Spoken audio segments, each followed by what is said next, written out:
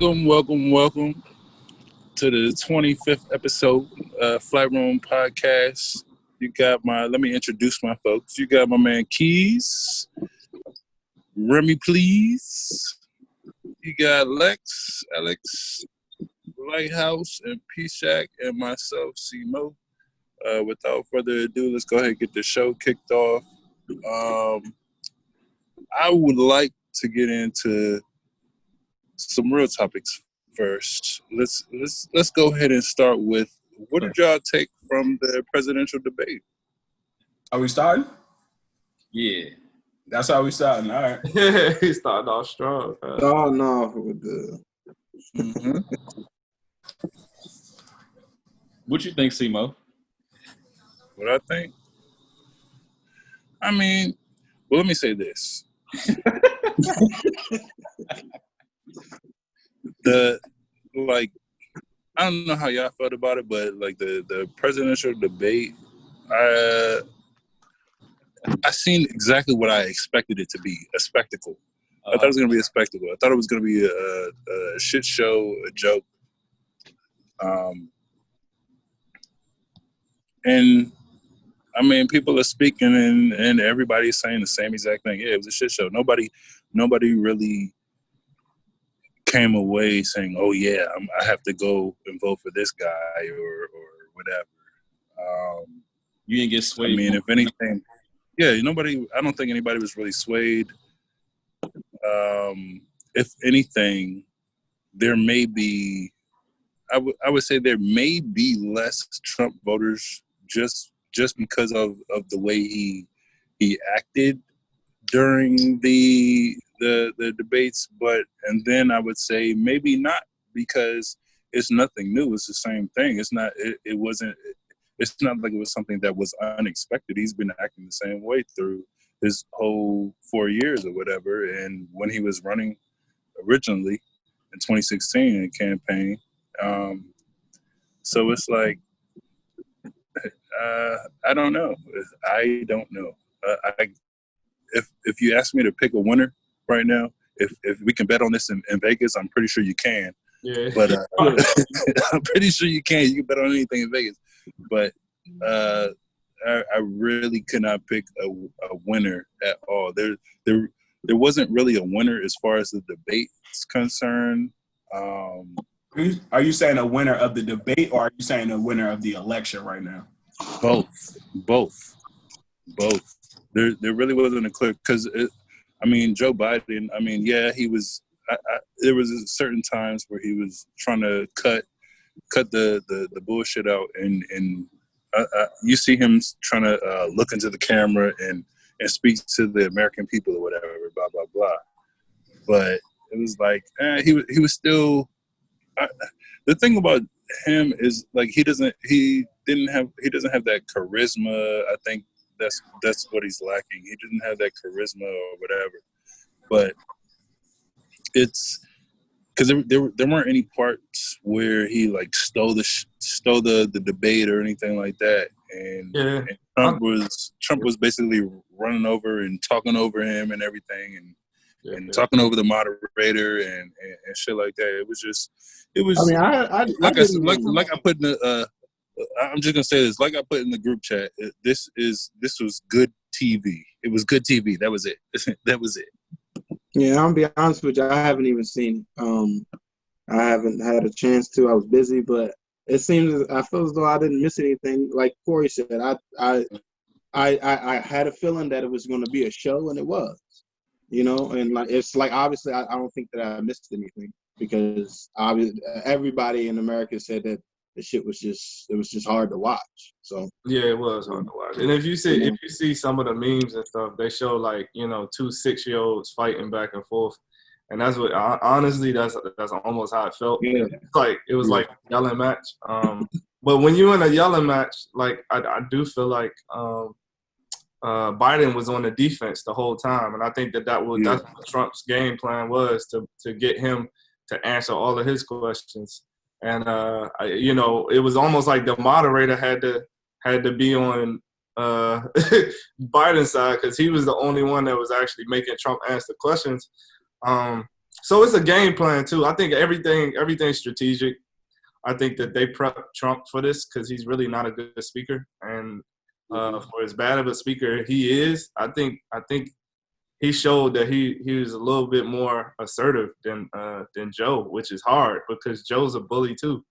I think both of them was bullies, and I think it was just interesting to see who's going to bully the bully the other one the most, and it was Trump. Definitely said some racist stuff though, and without even confirming stuff, he confirmed stuff. Like the moderator said, will you condemn, white supremacy? And he said, yeah, he's like, I could do that. And he was like, all right, I want to hear you say it. Like, say it out of your mouth. And then he thought about it and he was like, stand down, and stand by. I'm like, what? That don't mean you condemning white supremacy. And you didn't even say white supremacy when you said that. You ordering your troops basically to only jump when you tell them to jump. So that's what I got from it. It was a lot of stuff that I kind of read into it as well. But I do think when you on that stage, I don't think, like you said, Corey, I don't think Biden like really talked about anything where we was like, yes, that's what we wanted. Like he was on defense. Like Trump talked about his family and he was like, don't talk to Bo, like don't talk to my son. He was a military this and that, which I agree. Like I would be pissed too, but I feel like he had him on defense, man, the whole time. Like it's almost like when you're in an argument and somebody's literally narrating what the topics are the whole time, and you just like, no, it's not like that. No, this is what it was. Nah. Like that's how it felt. So. Well, if you think of it, if that's the way that our America is, if that's what we have to look forward to, you know what I'm saying, to coming up, or whoever the president is, we in for a long next 8 years. Regardless, it seems like, it's just, I don't know, it's fucking crazy. I don't know. Hey, that particular part that you talking about, Paul, when he asked, do you want to condemn anybody? Now, the moderator leading up to that question, he said, are you going to tell them to stand down? So he kind of like threw a softball, and of course he's going to repeat like what he said, like stand down, stand back, whatever, blah, blah, blah. So the moderator kind of set it up like that. But he said he set it up twice because he didn't answer the first time. He actually said, are you going to condemn white supremacy the same way you're going to condemn Antifa and this and that? Right. And he didn't answer. And then he said, I want to hear you say it. Are you going to make them stand down? And that's when, like you said, that's when he took the bait and just said, okay, stand down, stand by. I just thought it was real fucking funny and ironic how Joe Biden, a white man, an old white man that made the 94 crime bill, is going to scream on TV and call another white man, an old white man, racist. Like, ain't that, what's the saying that's like the kettle, the kettle calling the pot black. Yeah, like, come on now. Like, that shit, it was fucking comical to me. So. Yeah. He had nothing to say. Sometimes, like when Trump was like hitting him with, just like, he was kind of like ad-libbing, like, freestyling with his shit. Joe Biden just looked so like spacey. He looked spacey, yeah. Like he was like a deer with the headlights cut on. Yep. He looked real fucking. If he wasn't looking down, reading off the script, and it was like the in between shit, he was spacey to me. Yeah, he was very get outish. For the clips that I saw on Instagram, like I said, I hadn't watched it, but from the clips that I've seen, it just, I don't know, it just seemed like it was a weird like thing to watch. It was like, this is what we're doing? Wow.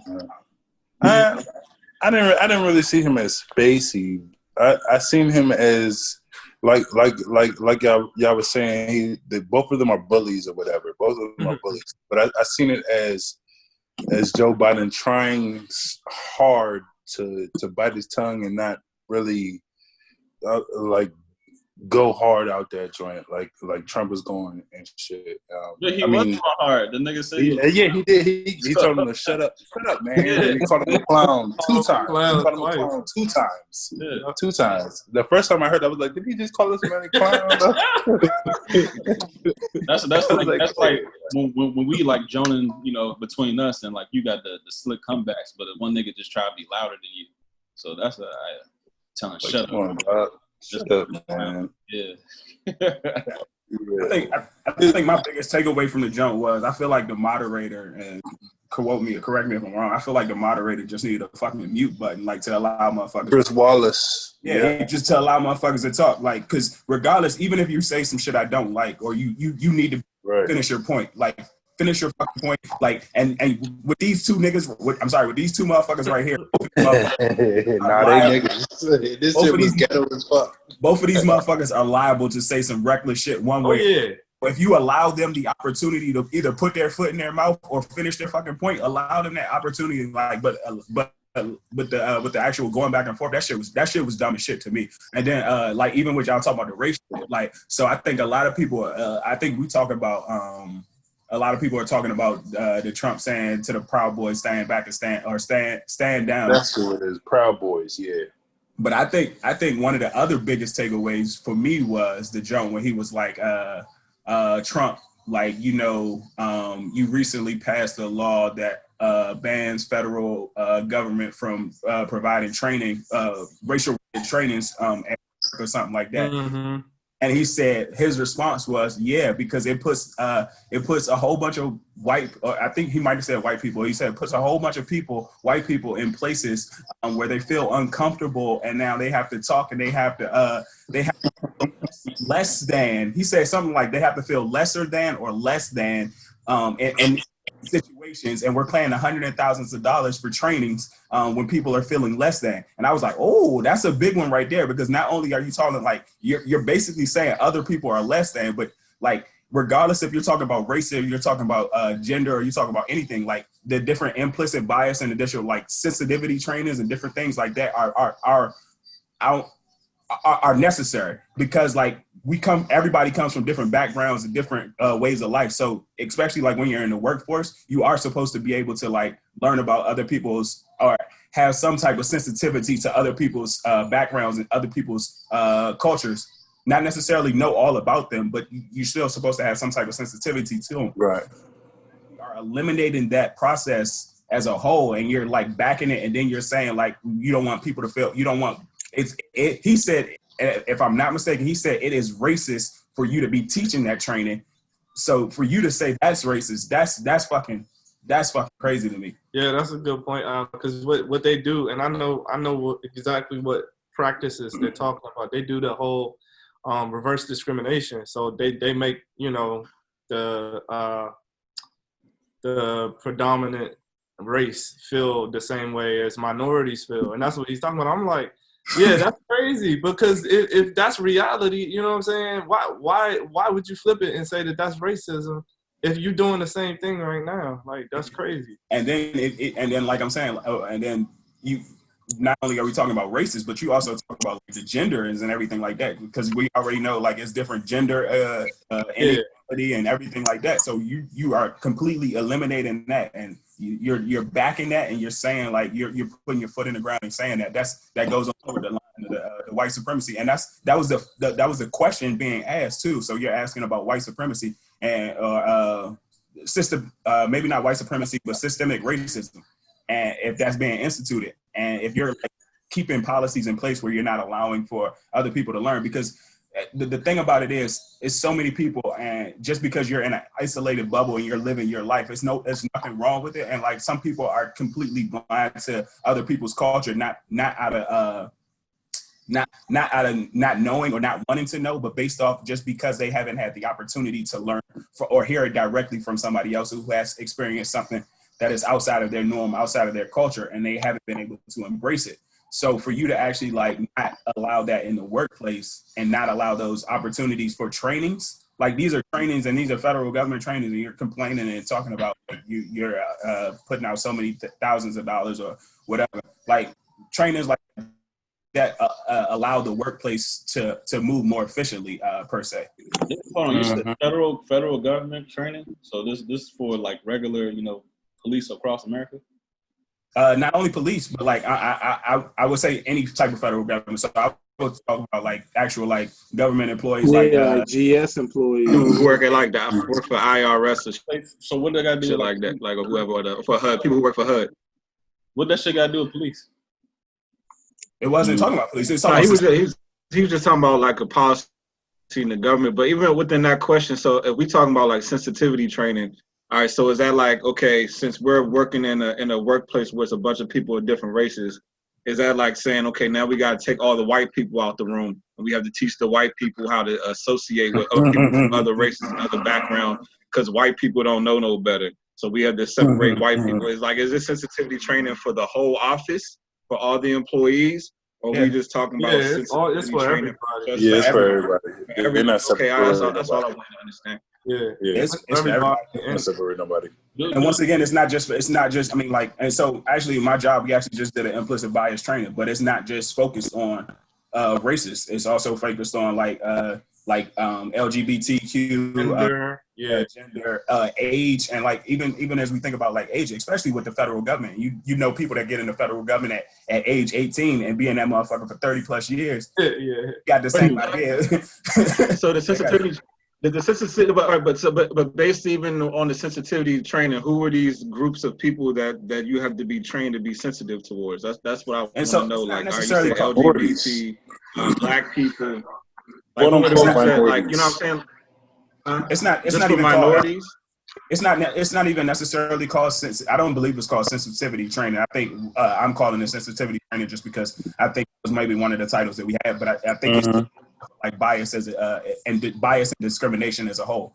So it's not just like once again, it's not just like races or genders or anything like that. And I heard the term microaggression too in those trainings. So I think they might have like different names for the trainers and the different types of trainers. So it's not like one, but it does encompass all types. What is it? Well, what is the training teaching you? Like it's saying like, okay, don't say this around those group of people. Don't project your voice to women. Like what is it? What is this? Like that's what I'm trying to understand. Like what is it doing? Like what is it? Right, so, you know what I'm trying to say is like what do you?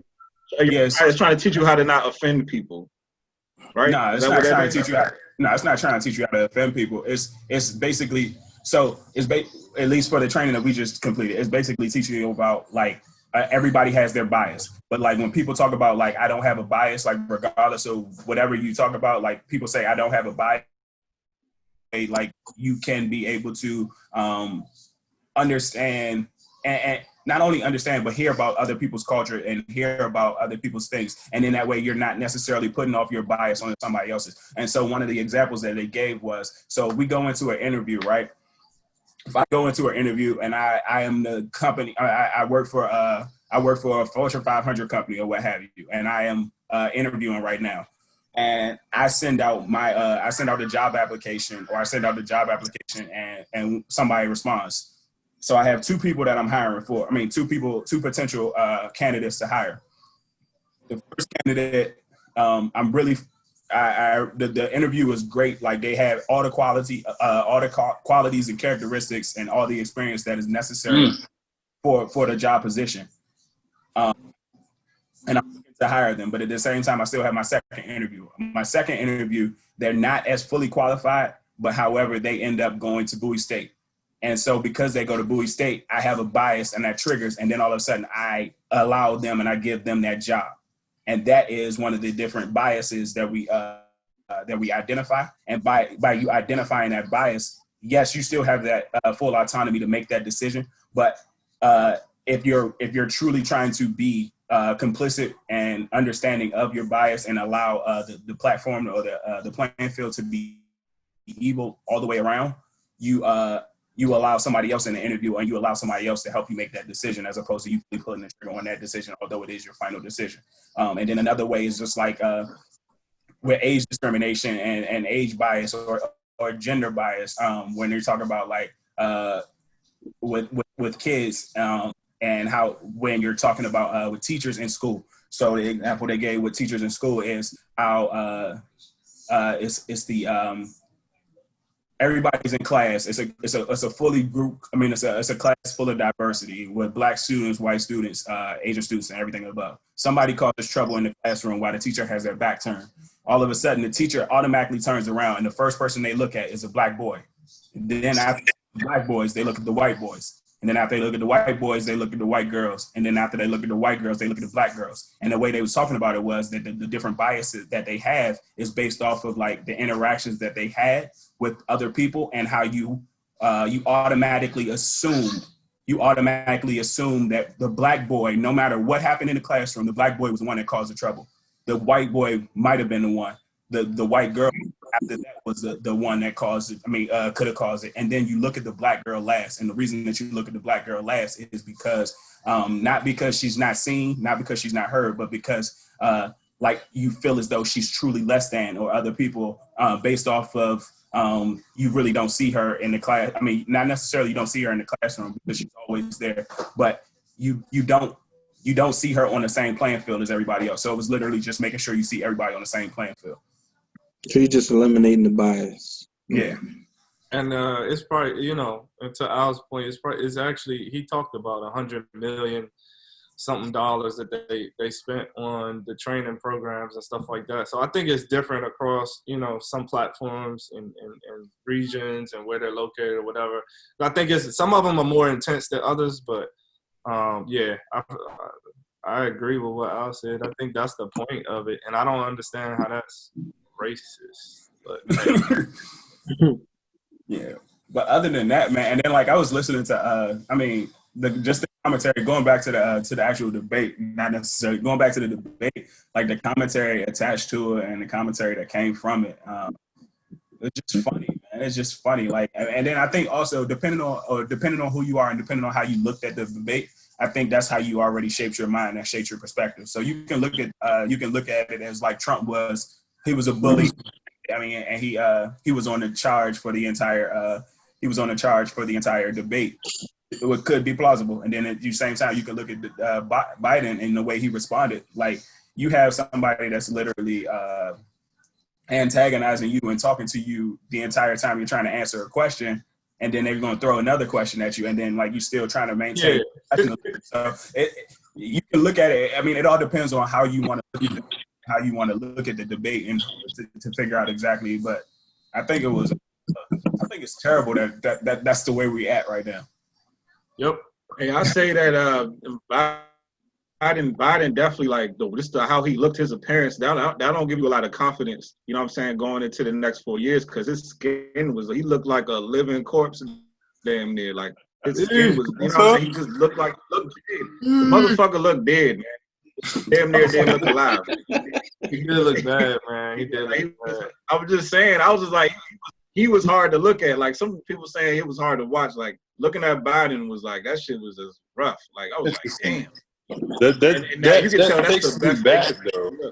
They gave him everything they had, and so that just lets you know, like that man don't look like he gonna last too much longer, you know. So I mean, just saying. You might be onto something though.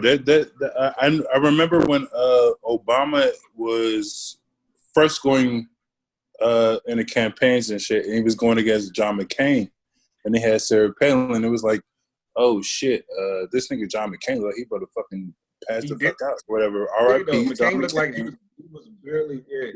But you know what I'm saying, and we would be if they had, you know, if he had made the shit or whatever and had passed away, we would be stuck with fucking Sarah Palin and shit. And everybody thought she was fucking dumb as shit. I don't care who you were voting for. Everybody knew she was dumb as shit.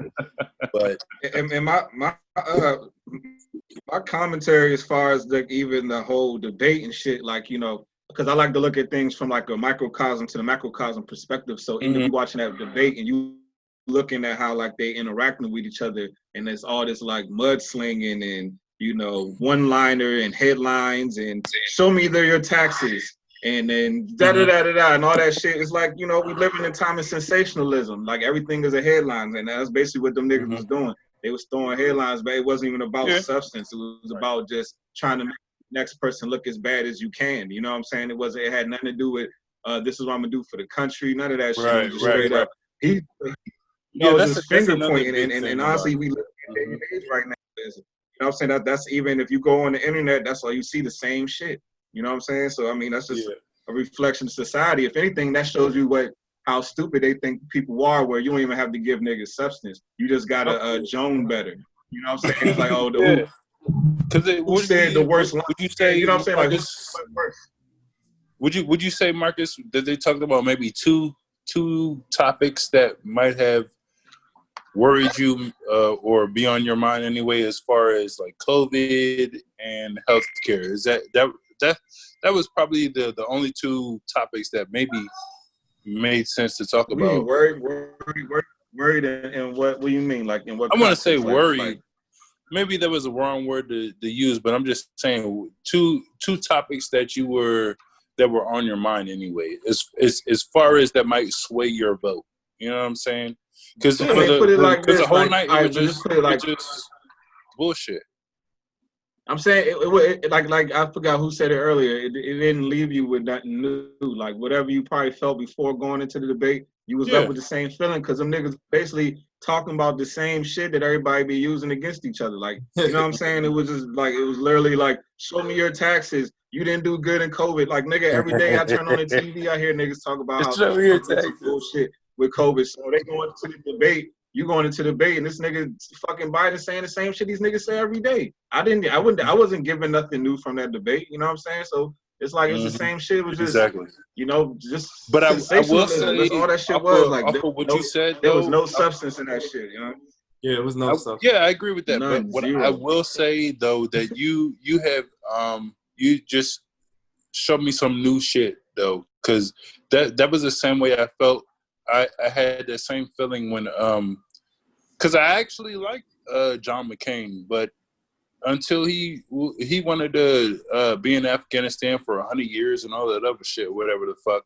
And also I was thinking like, dog, if he gets voted in, we have this dumb ass motherfucker Sarah Palin that if something happens to him, we have fucking Sarah Palin to bring up the slack or whatever. If something happens to John McCain or whatever. But now you're talking about Marcus is saying that Joe Biden looks old and he don't look healthy though. It's not even about him old, bro. He don't look healthy at all, young. Look at his skin. Yeah, he missing that dopamine. But I mean, Kamala Harris, I don't know, she ain't going nowhere for a long time. But I'm like, that might be another thing that brings the racists or the white voters out, definitely. Because if they all feel the same way that you do, Marcus, saying that Joe Biden look like he about to pass out or some shit or whatever the fuck, but they might be like, oh, what happens if this black lady gets in power? You know, if something happens to Joe Biden, this black woman, you know what I'm saying? So we definitely gonna vote against this nigga. We definitely voting for Trump. You know what I'm saying? I think one of the other new things they talked about, they had some resemblance of a conversation on, is the law and order or whatever, the police. That was remotely a new topic, but at the same time, it's difficult. Once again, it's difficult to have a real debate or introduce new policies during a debate when you aren't allowed your opportunity to actually fully answer your question. Yeah. Because I mean, like, because like when they started talking about, and even to Marcus's point, like even with the when Trump brought up, I don't know who brought it up, but Trump brought up the new green bill or the green new bill or whatever like that. And then like, you know what I'm saying, Joe is like trying to respond and trying to talk about it, but he actually doesn't go into the plan. He doesn't get a chance, or I don't know if he doesn't get a chance, but he doesn't go into the plan for whatever reason. And then he responded.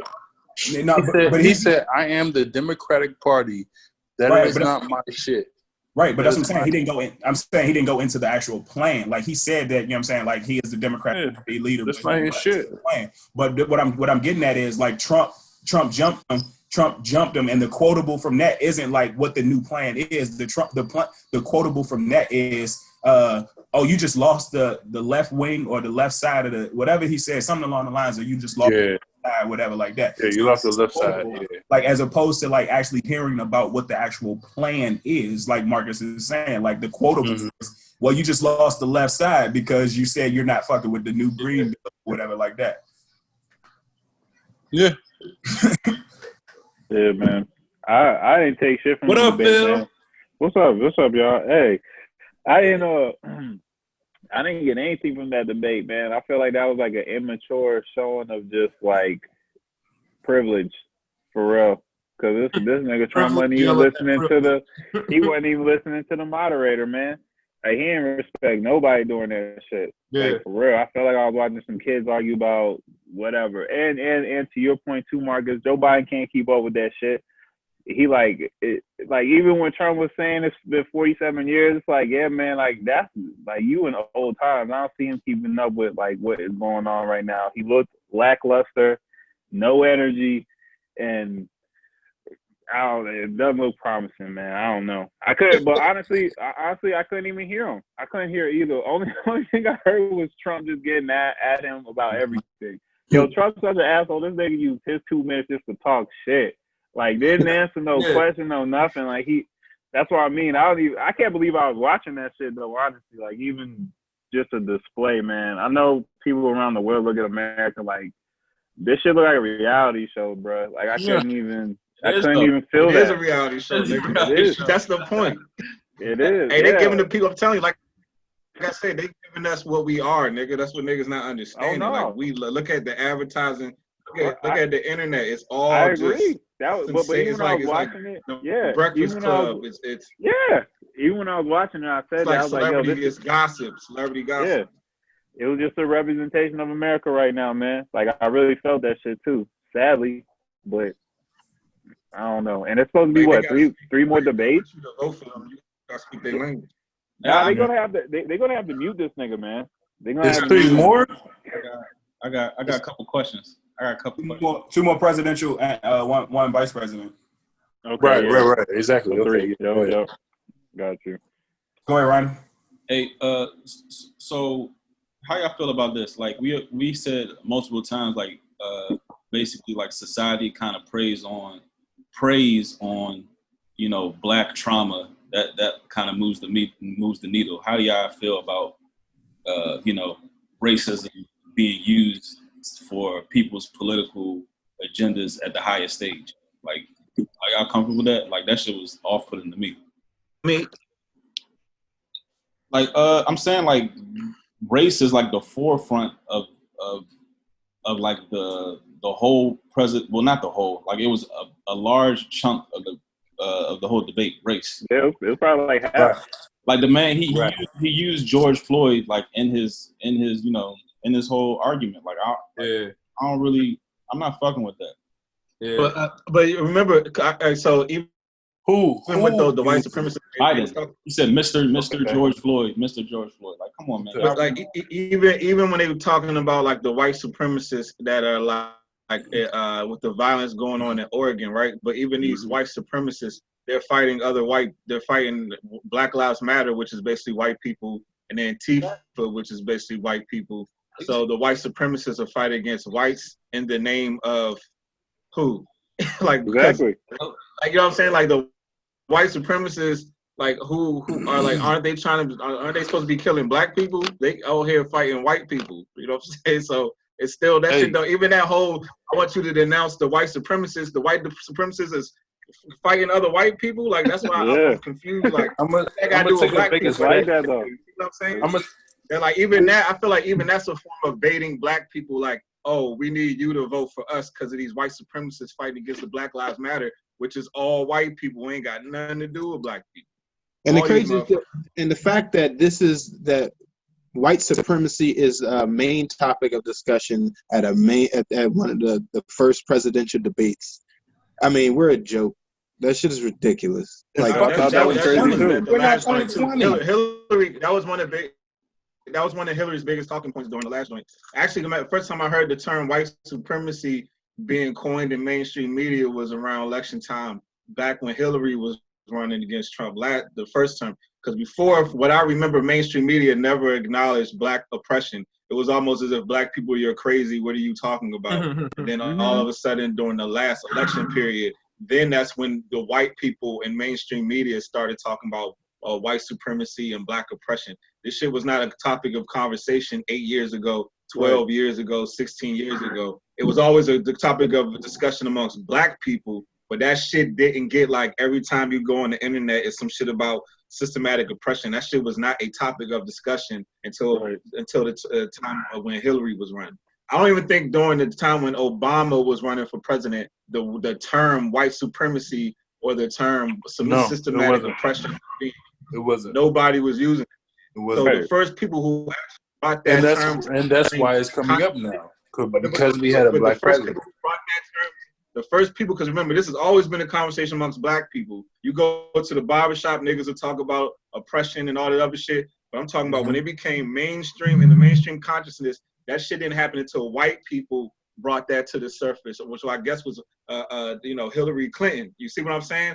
But this would not, if this was some shit that was just amongst Black people, I don't think they'd be talking about this shit on the news unless they're using this. Makes sense. And that makes sense. Push their agenda. You know what I'm saying? Because niggas been talking about this shit. Remember, we saw the civil rights movement.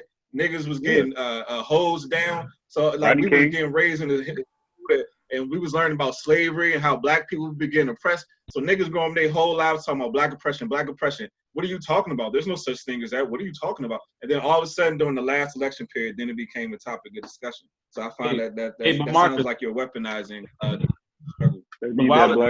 The wildest thing is the people that's saying this whole racial injustice is using it as their motivation and their runs in presidency. Like Hillary Clinton, she's on record calling Black people super predators. Joe Biden, he's on record saying, Trump said that shit the other night. Yeah, he did last night. Joe Biden said he was a super predator. Super predator.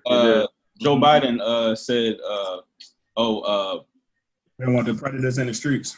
Something like that. Or you don't want them kids going to schools in the jungle or shit like that. Or talking about how goddamn, he done said a lot of crazy shit. Like with the dreads and your Nike boots. Or if you don't vote for me, you ain't Black. If you don't vote for me, you ain't Black. Yeah, but I'm saying like how for real.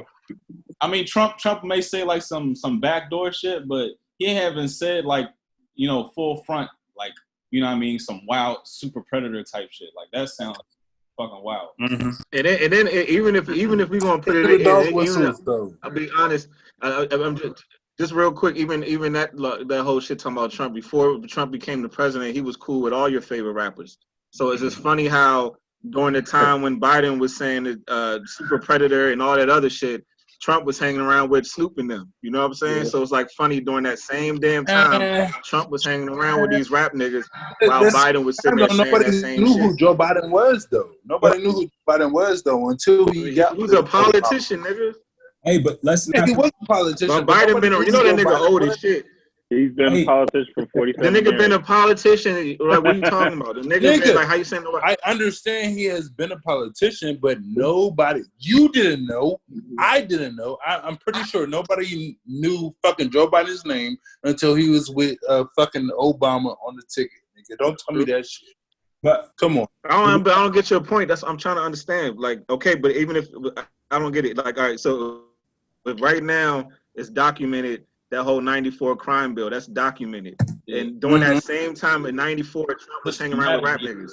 So that's why I'm sitting there trying to say, how did the dude that was hanging around with the same, like, how was he the racist when the dude did some documented racist shit? At the same time, these rap niggas was hanging around with the guy who now who they claim to be a racist. Well, it's kind of weird. Well, that's the same thing. That nigga Biden put racism into action. That nigga put racism in action. You know what I'm saying? This nigga Trump was a rap nigga. And Donald Trump put racism in action. All right, but okay. I know y'all heard about the Central Park. They both racist. So why you choose? Why we picking and choosing which one? Like, Right. oh, well, he's more racist. Like, Exactly. I agree.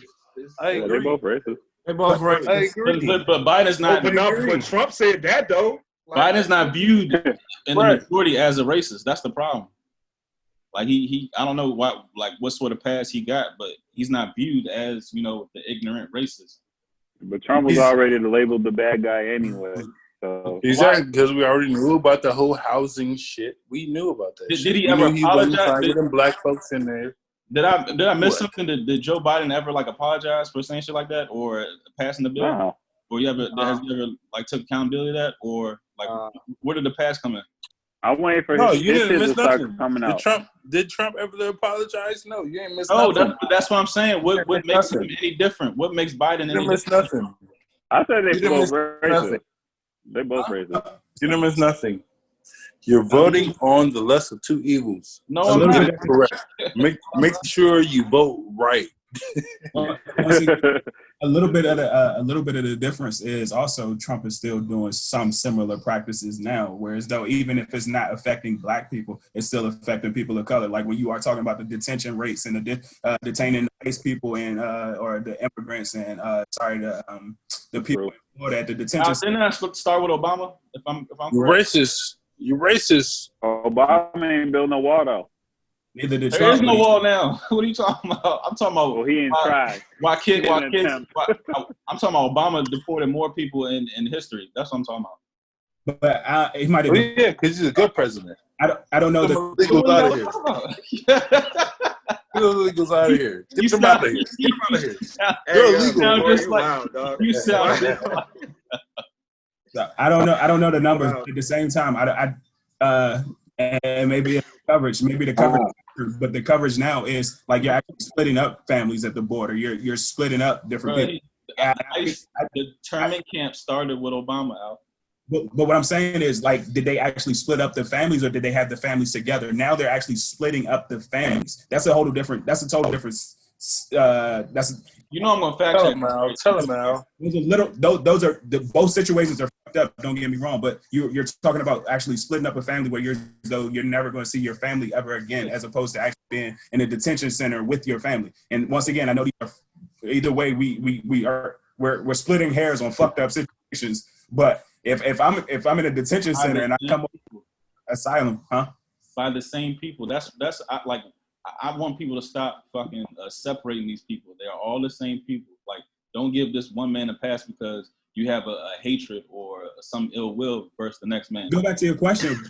Like with race being such a main thing right now, like in the entire world, not only just like in the USA, like with race being such a global thing. Like we saw how many different protests there were like across the world. So if they were to have a debate and we were not to talk about race and how like you can talk about one of the most pressing issues like right now, like wouldn't we feel slighted as a country because no that are going on? No, because we're putting our stock too much into the presidency. So like you think like a president change is going to magically stop like the issues that we have in this country as far as racism? Magically? No, but magically, of course not magically, but at the same time, you can, the president of the United States would have some segue and have the oversight over. Since when? Because I've never seen it in my lifetime. I'm 33 years old. You never seen, no. But boy. at the same time, we're talking about like how much of a pressing issue it is now. How much of a pressing issue it is now, like, and how much of it is at the forefront now, like, and yes, I feel like we did have. I'm not a history buff, but I feel like there were presidents that did or. Say it again. Go ahead. This president's what? I was gonna say there were presidents beforehand that you know what I'm saying, like tried to make whatever type of changes, whereas though they were listening to different civil rights activists. They were had civil rights activists at the White House and the different things of that nature to have type of conversations, especially like with the fucking not only with the Martin Luther King and the Freedom March on Washington, but also like the years after that. I mean, the whole riots on like U Street and all that good shit. I feel like race was a too. Once again, I'm a history buff though. But back to your question, Randall, saying, you know, does the whole Black Lives Matter notion, you know, affect Black people? Is it really to help us, or are they using that agenda to capitalize? You know what I'm saying? Off trauma. Their own, yeah, exactly. And I think it's true, man. It's almost like it's strategic, and I think people aren't giving Trump that enough credit. I feel like all of this stuff is planned. And if you look at, I'm not saying Corona was planned, but I am saying that they capitalized off of it, because if you look at the profit off of coronavirus, man, the millionaires, like they got hundreds of $1 million in free money, and they don't have to pay this shit back. And we got, you know, as an average American, probably a couple hundred, and we was happy. You know what I'm saying? Like, that's bullshit. And I don't think we calling that shit out that much. And not even just the Corona aspect of it. I feel like Black Lives Matter is not even ran by Black people. Like, we ain't the ones capitalizing off of this shit, man. It's almost like we going with the movement, and we're like, yes, this is good for us. No, this shit's not good for us. Black Lives Matter is talking about some funny shit. One is making us look weak as fuck. Thank you. Two, all of the money is not going to us. It's going to people that own organizations. What they're going to do is funnel all the money into, they're going to jump on this? All right, let's throw $100 million into these organizations run by white people, and then say that, you know, we're going to make training for everybody to be educated on racism. Like, this is bullshit. Everybody's just like, yeah, let's do this or let's do that. Like, this shit is not ran by Blacks, bro. And we said it before, man. They just made that shit trendy and capitalized off that shit because it wasn't nothing else going on during COVID. Like, that's what happened since COVID. Is Black Lives Matter. It's more like if you look at it from like two perspectives. On one hand, it's like, yes, Black Lives Matter, the movement. Yes, it has brought, I guess you could say, awareness in the Black community as to like where we technically are. And I think that as long as, if you bring awareness to something, if you don't, for lack of awareness, you're essentially lost. And I think the fact that Black Lives Matter, the movement portion of it, I guess it does bring some sort of awareness to the African American community, I guess. But on the other side of what kind of awareness though? Huh? Awareness of what? Awareness of what? I think as generations, if you go back in generations, of course, the closer and closer you get to, you know what I'm saying, back in slavery and stuff like that, the further you go back in time, the more and more you're actually like connected to it. But I feel as though, like, even like my kids, and like, they don't really know what racism is. And I feel as though like the Black Lives Matter movement essentially brings to light more, I don't know, I guess it more so educates and sends an awareness. It's like, all right, as Black people, this is where we actually stand. We thought we was free, but we ain't really free. These motherfuckers don't really give a fuck about us. Oh, it's just awareness. It's not helping us. Right. But on the other side of it, it's like Black Lives Matter, the market. Like, it's so marketable to the point, because we know that Black lives do matter. To the market, we matter a hell of a lot, because we bring are the market. All that goddamn money. Yeah. You know what I'm saying? So yes, Black lives do matter. So that's why they put that shit on their websites. That's why they put the shit in the commercials, because they understand that the Black, I don't care, the Black vote, the Black money, the Black jobs, all that shit, we matter a hell of a lot, and they know that. And they capitalize on the shit every single time. Whoever came up with that term is a marketing genius. Whoever came with that Black Lives Matter shit is a fucking marketing genius. Do you think it's moving our culture forward, B? Do you think it's moving us forward as a people? That's a tough one to say, man. Because I don't want to speak for everyone, but I don't know. It's tough. I'm the type of person, I can get over shit very easily. You know what I'm saying? But I'm not gonna tell somebody that I have the same emotions as me. You know what I'm saying? I can't tell somebody to get over something when they're connected to it. But I do feel as though once we do all get to that point where we're able to, all right, let's grow, then that's when I feel as though we will do some shit. Mm-hmm. I think I agree. That could take forever. Right. Yeah.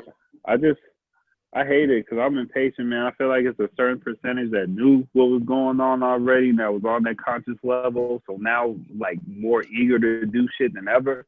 And then it was just like you said, the people that kind of like were past generations or even just not aware of what was going on in this reality, and now kind of are understanding what has come about as far as racism and all that.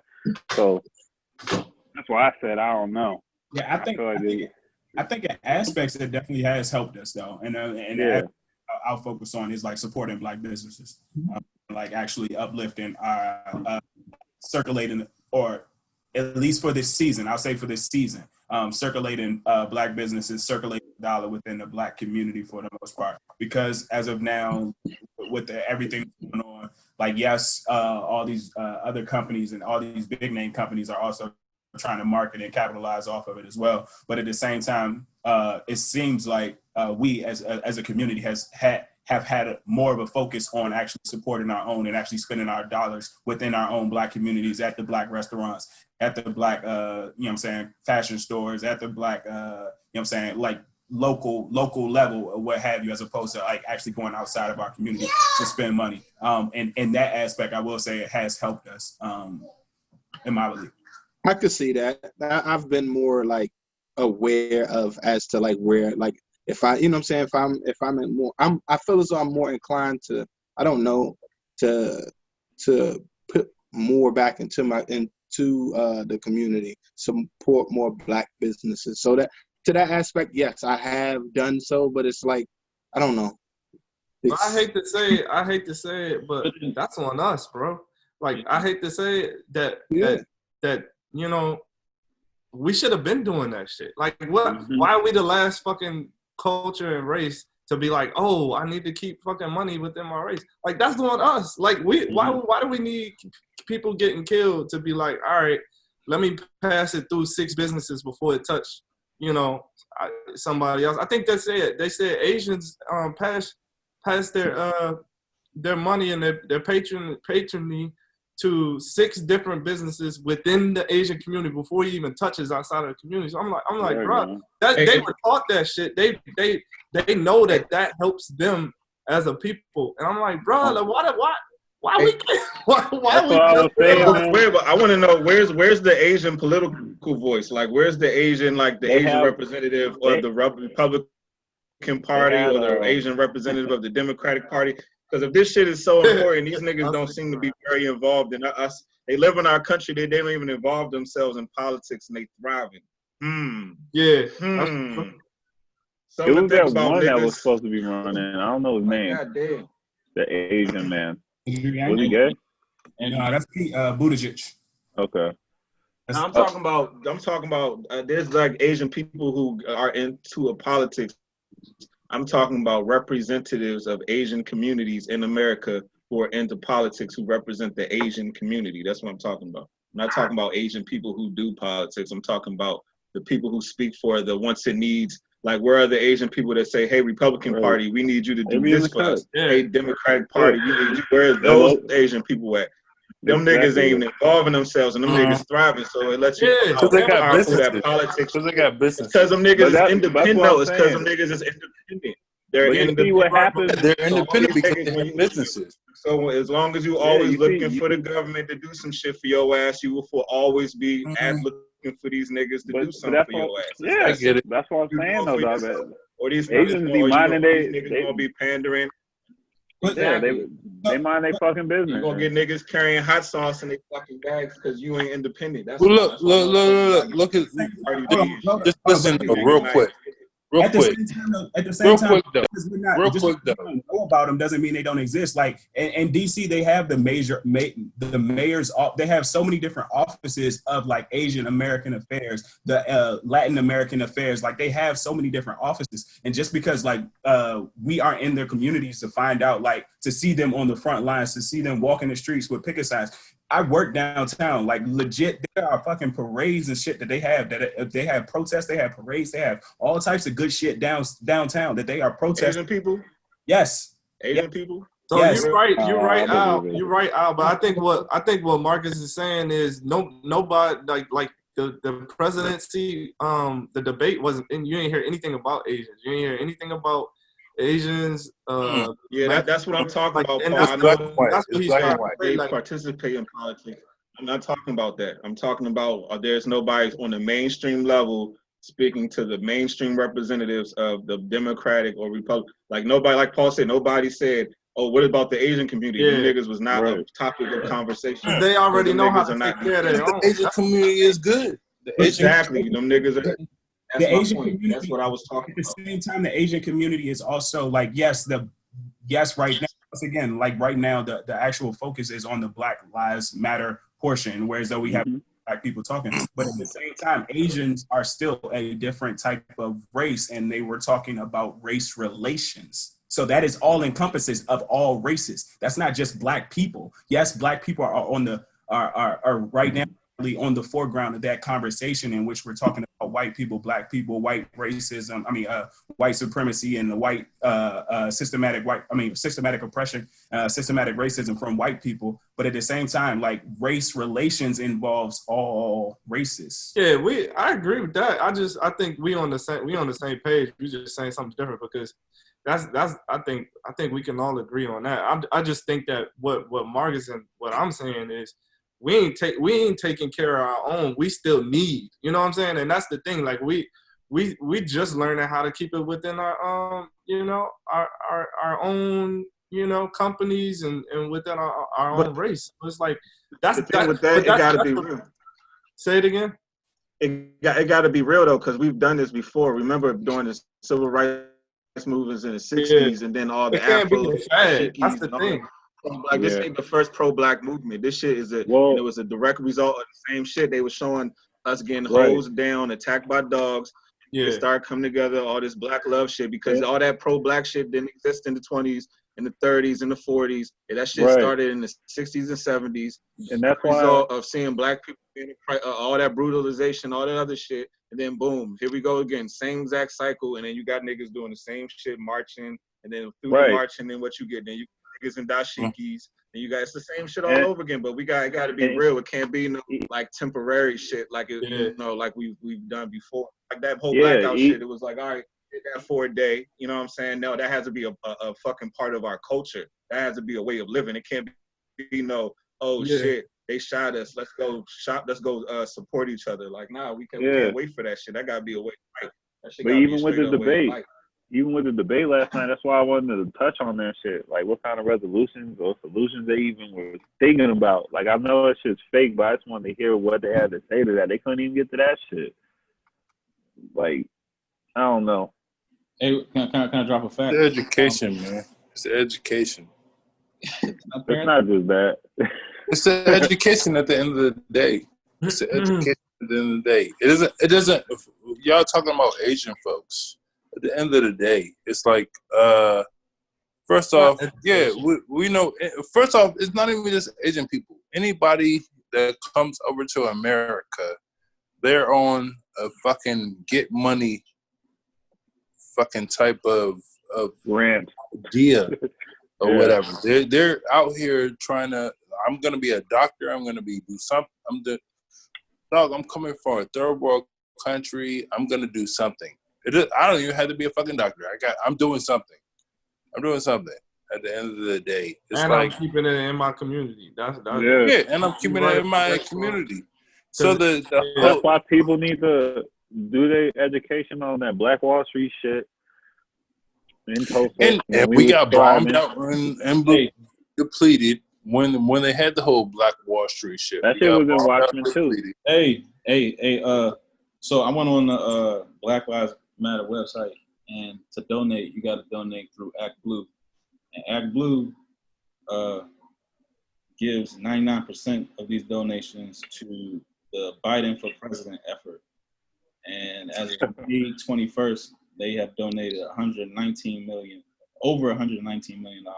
So how are we going to keep it in the community if we fucking dishing it out? See, Damn, I know, 119 million. Damn. That was amazing. That was 4 or 5 months ago. So. This shit is not going to us. It's going to their effort and their agenda. That's what I mean. And that's 20 million a month. It's going to the agenda. Did y'all see? And then also, did y'all see Black Lives Matter? So it was a Black Lives Matter. I'll say it was a person that did like an organization or Black Lives Matter Georgia, and then he ended up getting arrested. Yeah. It was like spending $400,000 of donations that was given to him, like $200,000 on a house and some more stuff. Should I even that dude that was playing for the Jets? He had like a coronavirus scheme that he was racking up money. He even had like a mass contract, and he was balling out with like fucking Bentleys and shit. He was so good. Doing too much. Somebody doing too much. Yeah, I mean everybody. They always hire. Act blue. I mean all this information is out there. You just gotta learn how to decipher through the shit. Yeah. But all right, so even within that whole Black Lives Matter, like even from a political perspective, like who are they associating themselves with? Like, are they supposed to, like, what party are they? Are they part of the Democratic Party? Are they in alignment with the Republican Party? I'm gonna say, huh? They're giving because what from my understanding anyway is there was already some dumb shit anyway. You're talking about like I don't know. I seen that there was all some weird shit. Honestly, if you go to their mission page, what's some weird shit? What's some weird shit, Corey? Like there were. I'm like I was saying, if you do what you want to do, but behind closed doors or whatever. But they're not talking about like traditional families or nothing like that. That's not their mission. You talking about their mission? You talking about their mission statement when they were saying something about trying to destroy the nuclear? Oh yeah, there you go. Clear family or some shit like that.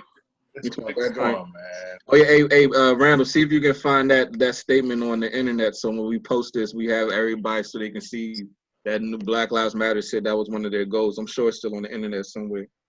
Y'all know what the nuclear family is, right? Yeah, exactly. Oh, man, woman, and child. Okay. Calm that down. Well, we, especially us being part of the Black community, we know the importance of man, woman, and child. Yeah, so it's like if we being part of the Black community know the importance of a father in the house, why would we want to support something that would want to destroy the nuclear family when we know that's one of our biggest issues already? Like, how could you want to support something that wouldn't even want you in the house as the father? Yeah. I already told you, man, the program is demasculizing men and shit. That sounds like an attack on Black people. If you ask me, that sounds like an attack on Black people. Yeah, man. You heard my rant. Demasculizing the man, all that shit. They don't want us around.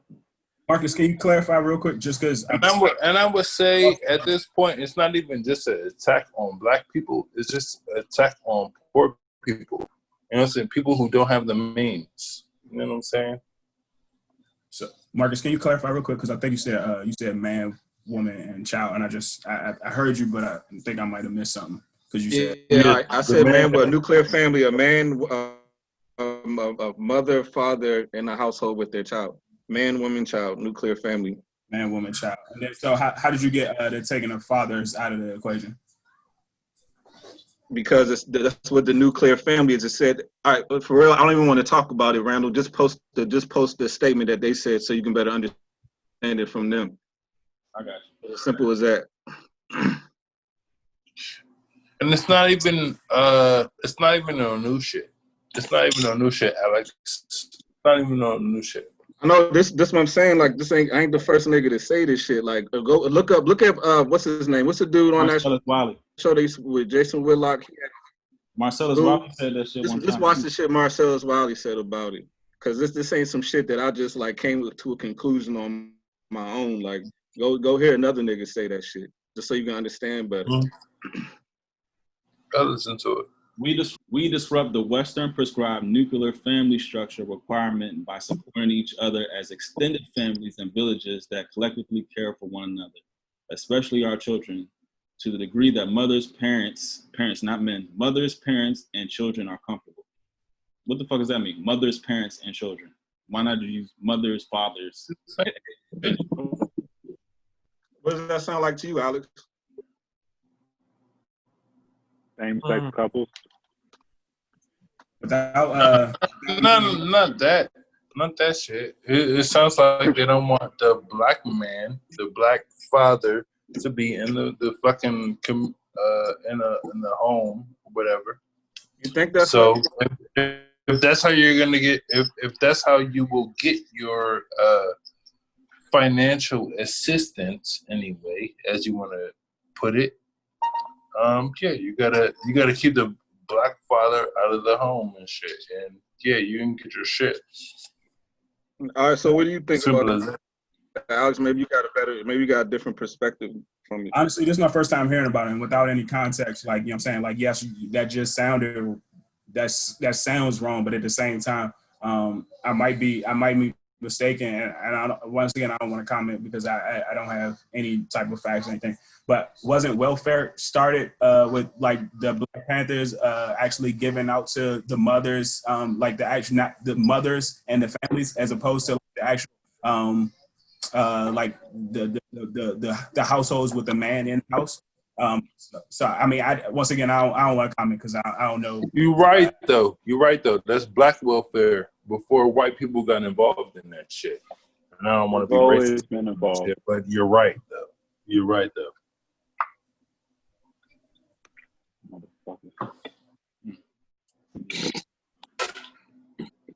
It's crazy. Crazy. Yeah, it's crazy. He's right. He's exactly 100% right. Before white folks got involved in the welfare shit or whatever, I'm saying he's exactly 100%. Yeah, that's why the Black Panthers was out there giving breakfast and everybody, in the community, giving the shit. But before white folks got involved, It's just wild because like the Black Lives Matter is giving away all their money, but then they still get money from big business to. Man, they're not even getting anything from it. That's what this. It's like one big circle of like. Yeah, it's like nobody's calling no shots. Nobody's making demands or some shit. Right. Like They got yeah. Go ahead. Yeah, I don't like that. No, I'm with you. Like that's the only thing that's missing. I'm like, damn. So just like you said, there's a circle of money going around. Right. Everybody providing all these funds and everything else. But like, who's calling the shots? Nobody's calling no shots. Nobody making no demands. Ain't no committee. It's just a slogan. It's just like when like a big disaster happened and Red Cross come there and set up camp and they take all these donations and shit. But the city just for the bill. That's the exact same shit. Yeah, they don't even put the money into anything though. That's what I'm saying. Where's the money going? There's no committee. There's no nothing. Black ops. Yeah, 10% out. That's just crazy. How you just set up camping just because you have a long-standing symbol of some shit? You just fucking profit off people. Yeah, that shit's sick. I don't even understand that. How can they even like really capitalize, get money off of this shit? How are you even allowed to do that? Because nobody ain't checking them. Yeah, it's like humanitarian. And then a lot of shit is done by like social media is the worst type of media now. Like, cause nobody's fact checking. It's short. It's like precise. Like nobody's fact checking shit. They just come. Even like after the debate, like I jumped on Twitter because I want to feel like the pulse of the people. So I get on Twitter and like one of the first hashtags I see is Biden won the debate. Like how did they like come up with that? Like it ain't even about you. And then, then when I start pressing the accounts and shit of who's saying this shit, and it'd be like people with 1, 2 followers. Like these people are planted here. These people are planted here. And then you jump on YouTube and you see like all the advertisement for Biden. You go on CNN.com, you see all the shit for Biden. Like what? Like did you see that shit during the games on Sunday? Yeah, they had the logo shit. I was seeing them all day. Or even like MTV, like is all that money going for MTV sponsors? And Black Lives Matter shit? Right. The awards, like where's that money? Why is that money not here in the streets? Yeah, they're making it a big point. Whatever. Blame LeBron and them.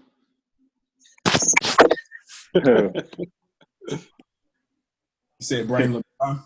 Yep. Header. You sound like the MMA fighter. Mm-hmm. Oh, Kobe Covington. I don't even know what he meant by that. Like, where'd that even come from? Right. Yeah, why did he say that? Like, He called him a coward too. I was like, what the fuck did Bron do? I mean, That shit was weird. He just trying to get his ratings up. right. I mean, they're just drawing attention to you in the sport, and it's gonna make the sales go up, and you'll get paid. So they all doing the same shit. Yeah, that's all they do. It's a hype train. Yeah, all doing the same shit. Even that style bender shit was like that. Oh, All right, pivoting real quick. Pivoting.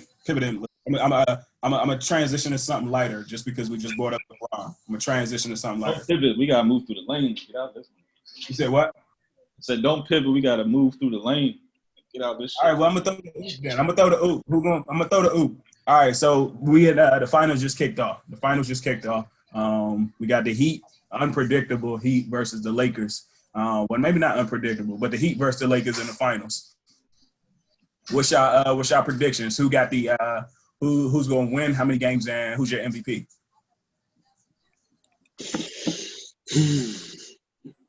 I got the Lakers. I got the Lakers in 5 and LeBron as an MVP. Yeah, I was gonna say them and Lakers in 6. LeBron MVP. I got Lakers in 5 and AD as the MVP. That's possible. Yeah. Because I feel like It's either going to be one of them two. Right. Matchup nightmare. The only reason I was saying LeBron just because he even have like all the triple doubles and stuff leading up to this. I got the Lakers in 5 at the most. 5 at the most. What you say, Alex? Now, I was saying I definitely got the Lakers in 6, and I got LeBron winning the MVP. You know what I'm saying? He got a little chip on his shoulder. Everybody been talking. There's so many games. There's And so also, many you know what I'm saying? Like, he's trying to paint that narrative. He's been trying to paint that narrative for a while. Like, you know what I'm saying? This is going to be the most difficult championship that he's ever encountered in his life. So, Why? I think he's on the drift. Anthony Davis got 18 points in the first half. Why is this his most difficult? Why did he? Wait, hold on. Wait, let's wait. I wanted to talk about that too, but let's go around the circle. Everybody finish, and let's get back to that point because I wanted to say something about that too. So go ahead. Who ain't go yet? I got the Lakers in 5. LeBron winning the MVP. Who MVP? LeBron. Yeah. Did everybody go? Everybody? Nah, it might as well be a sweep. If he's painting the narrative like that, it might as well be a sweep. That's how I feel. If they don't win, if Lakers don't win this game, it's yeah. Outside of a sweep, yeah, they got it. They got it after this. It's gonna be a sweep after this. Do y'all think? That is one game and sweep after. Already got y'all got over under for the third quarter, 52 points. 52 on a hook. So 52.5 for the third quarter. I'm about to put this bet in. I think they're going over. I'm pretty sure they're going over. What's the score? Yeah, it's first quarter.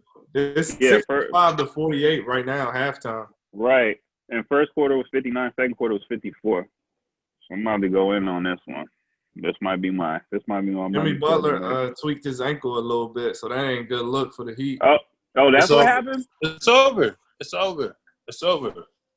saw something happen. Hey, shit. I don't count Jimmy out. I don't care if it's a tweaked ankle or nothing. That nigga Jimmy's going to play. They got shooters, too. They got shooters.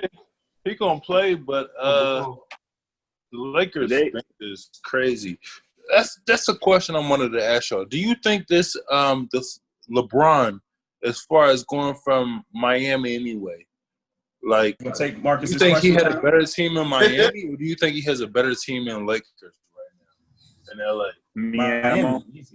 Yeah, Miami. With AD? But he had Shaq too, though. No, I mean Miami. That's No, that was D Wade, Oh, Chris you Bosh, talking about Ray my bad. Allen. I'm thinking D Wade. Yeah. My D bad. Wade, Chris Bosh, Ray Allen, fucking Yeah. Mario Chalmers at the point. You know what I'm saying? Off the bench, you had shooters. You had James Posey. You had Yeah, they was deep as hell. Yeah. Haslam. And Ray Allen saved that. What was that? Game 6. That Game 6 that he saved. Yes, he The did. Spurs against the Spurs. Yeah, Ray Allen was coming through. So who has a better team? Did he have a better team in Miami, or does he have a better team in LA? Miami. I think everybody said Miami. Really? Yeah, it seemed like Miami. It was Miami. Yeah, D Wade was a team baller too. squad. That was like primetime D Wade too, for real. Yeah. That was like, yeah. Hey, That was a great so time. Alex, you were saying that this LeBron said this was like his hardest thing to do. So like, do you agree with that, or like, because I wanted to get into that. So do you really actually believe that this is the hardest thing he's ever had to do? Isn't AD the best? The hardest chip. The hardest chip. Wait, what you saying? Oh yeah, the hardest chip. Yeah. What'd you say, Randall? AD is the best talent he's played with, though. Yeah, that's true. That's what I was saying. So I think in different aspects. You know what I'm saying? Even Hold in on, let Miami. him finish. Let the nigga finish. Yeah, finish. I'm just asking. Even in Miami. Yeah, because AD Yes. is in his prime. Dwayne Wade was on a slight decrease, but AD was definitely in his prime. I mean, AD is in his prime. And maybe I haven't even yet. We're not counting Chris Bosh gay ass. All right, cool. I agree with that. No, so I mean, in some aspects, you know what I'm saying? I definitely agree. It could be one of the hardest chips ever, just because like it's he's in his 17th season, like, and to have to play every other night with no you know what I'm saying, real, what's it called? But at the same time, you don't have any travel, so it's counter. I mean, it's point counterpoint. It's like, for me, it's really point counterpoint. So yes, you are in the bubble where you don't have to travel, but you play every other night. 2, you are playing, and basically we're playing in October now, when like the normal season will be starting in October. And then at the same time, like, we had that 5-month layoff period, and like, yes, that is a rest period, but at the same time, that's a break in the normal season. So it's like I get like both aspects, because like there's no time in ever sports where it's literally like you take a break for 3 or 4 months or what have you, and then you're supposed to pick back up and then finish off the season. Like, so I guess I get both sides. And then also you add in being away from your family, and then you got your son out here smoking a tree, getting playing. That's why with a white girl. That's why Out nigga here getting from blunted. Louis and beat that ass. Oh, yeah. He out here getting blunted too. Disrespectful, man. He know better though. That's what I'm saying. Like, why you do that shit? So yeah, to me, I feel like it might be tougher. I don't feel like competition wise it's tougher because of like you said, the travel and the fans. Like, fans are getting Right. You go and play, against the 76ers or the Celtics or something, man. I feel like sometimes they be getting in LeBron's head too. But anyway, especially LeBron. But we did one time. thing is, Yeah, we've done it.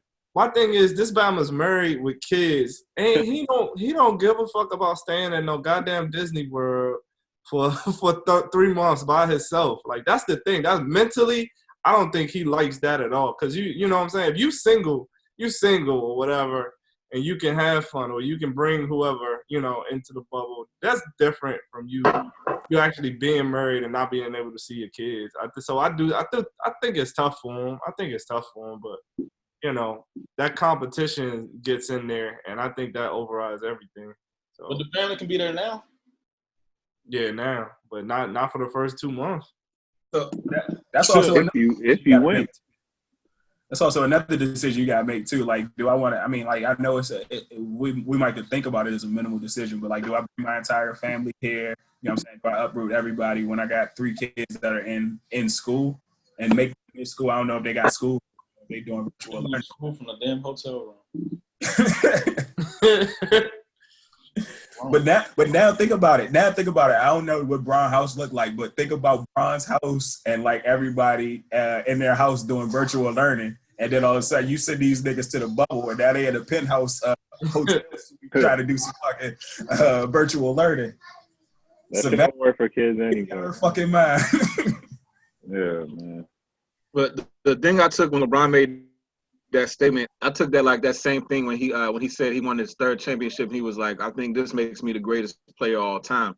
Like I think that's like the type of shit trying to build his resume, because Jordan ain't never did the bubble. You know what I'm saying? So I feel like if he win this championship, he want niggas to look at this as like some shit that Jordan never did. You know what I'm saying? So I feel like when he said that, he was resume building. That's what I took from that shit. I'm like, oh yeah, you trying to steer the narrative. You know what I'm saying? Yeah. But the thing is, even if LeBron does win this championship, every other nigga in this bubble had to do the same shit. You know what I'm saying? Yeah. Like, so I don't feel that makes him any more special because he won the championship. Like every other nigga in the bubble had to go through that shit. You know what I'm saying? So, yeah. but overall, that's what I took from it. I took from it like this nigga resume building like shit right now. Because I think I honestly believe LeBron's still trying to dethrone Jordan, young. Like, I really believe that before his career is over, he want to be known as the greatest of all time. So, even he's still trying to dethrone Jordan to this day. You know what I'm saying? So, that's how I look at it. Mission. Go ahead. And I was just gonna say, he been resume building this entire little setup, because he started out with that. Like, even before he got into like the actual playoff games and stuff, he was saying this was gonna be the hardest. And then like they went through the issue where I think like Danny Green and shit couldn't hit the side of the backboard, and like they were shooting and shit, and nobody could hit no threes. And then he was like, "Yeah, we're dealing with an internal issue that we talk about outside, but we're dealing with an internal issue." Well, if y'all did an internal issue, keep that shit internal. Don't talk about what you got to do with that shit on the outside. But yeah, I think he's always done that he's always too. done that. Every season he'll do that. But my thing is too, I think everybody got their own narrative. If you talk to Jimmy Butler and their team, they all say that they came there for business. There's no camaraderie with any other team. They stay in their little circle. They don't go out. They don't have fun. It was like, this is about. I like that though. Huh? I say I like that. I like that. Yeah, I love it. But why are you saying that? So you can boost your own narrative. That's the whole point. Like why not just put that with the team? Because you want everybody to be like, oh shit, they about their business. Like that's what's up. So I think everybody is guilty of that shit. And whoever comes out on top is gonna have bragging rights. That's just, it is what it is. Like if the fucking Lakers win, they got fucking bragging rights. Guess what I did? I fucking won during COVID, nigga. Yeah. Like, that's what it's Yeah. I agree with that. I agree with that. I just think LeBron, it was specifically said that for Jordan. You know what I'm saying? Like that's all I'm just saying. I think that was specifically for Jordan. You know what I'm saying? That's all. That could be good. That could be good. Why not? But why not though? If you at that level, why not? Try to boost your what's it called? Yeah, you know what I'm saying? Because he still got 3-4 years left. They like share legacy, dog. Like that shit's never gonna end. Like he's always gonna compare himself, and everybody's always gonna compare him to Michael. Yep. Like, y'all think? Because remember he said he ain't quitting or retiring until his son make the NBA. Y'all think that's still true? You think he's gonna stay? Yeah, I think he's gonna try to link up with him. That's gonna be dope, man. That's gonna be. How old is Bronny? 16. 15, I think. Sophomore. I think he's a sophomore. Yeah. He's sophomore, so he got 2 more years. But don't forget, I think LeBron is also one of those, or not. I think we also know that LeBron is also one of the. He has a known sense to go for the dramatics, whether it's and getting hit with a personal foul or getting hit and he making it seem like he just got chopped across the WWE rink. Or RG3 used to do the same shit. Like every time he get he's like flail his arms and just, like he wants to like every game to look like a story. So yeah. Like I'm so battle tested and I came through. Like he like right. like his life like through a movie. That shit. But y'all remember they used to say that about Kobe too. Remember when they said Kobe would like fake an injury and come back in the game later on and win the game and shit like that? They said he used to do shit like that too. I can see that. I don't know, LeBron should just be just so blatant with this shit. That should be funny. Yeah, he's too big to be. Like that's my. You will fall down one play and then come down and just like run through 3 niggas and just. Who wants to that bet though? It's 65-50. It's 65-50. I said that bet. Lakers in 4 early. A sweep. Sweep. Miami ain't having that. It's 65-50 right now. That's one game. Just one game. You also I'll take that sweep.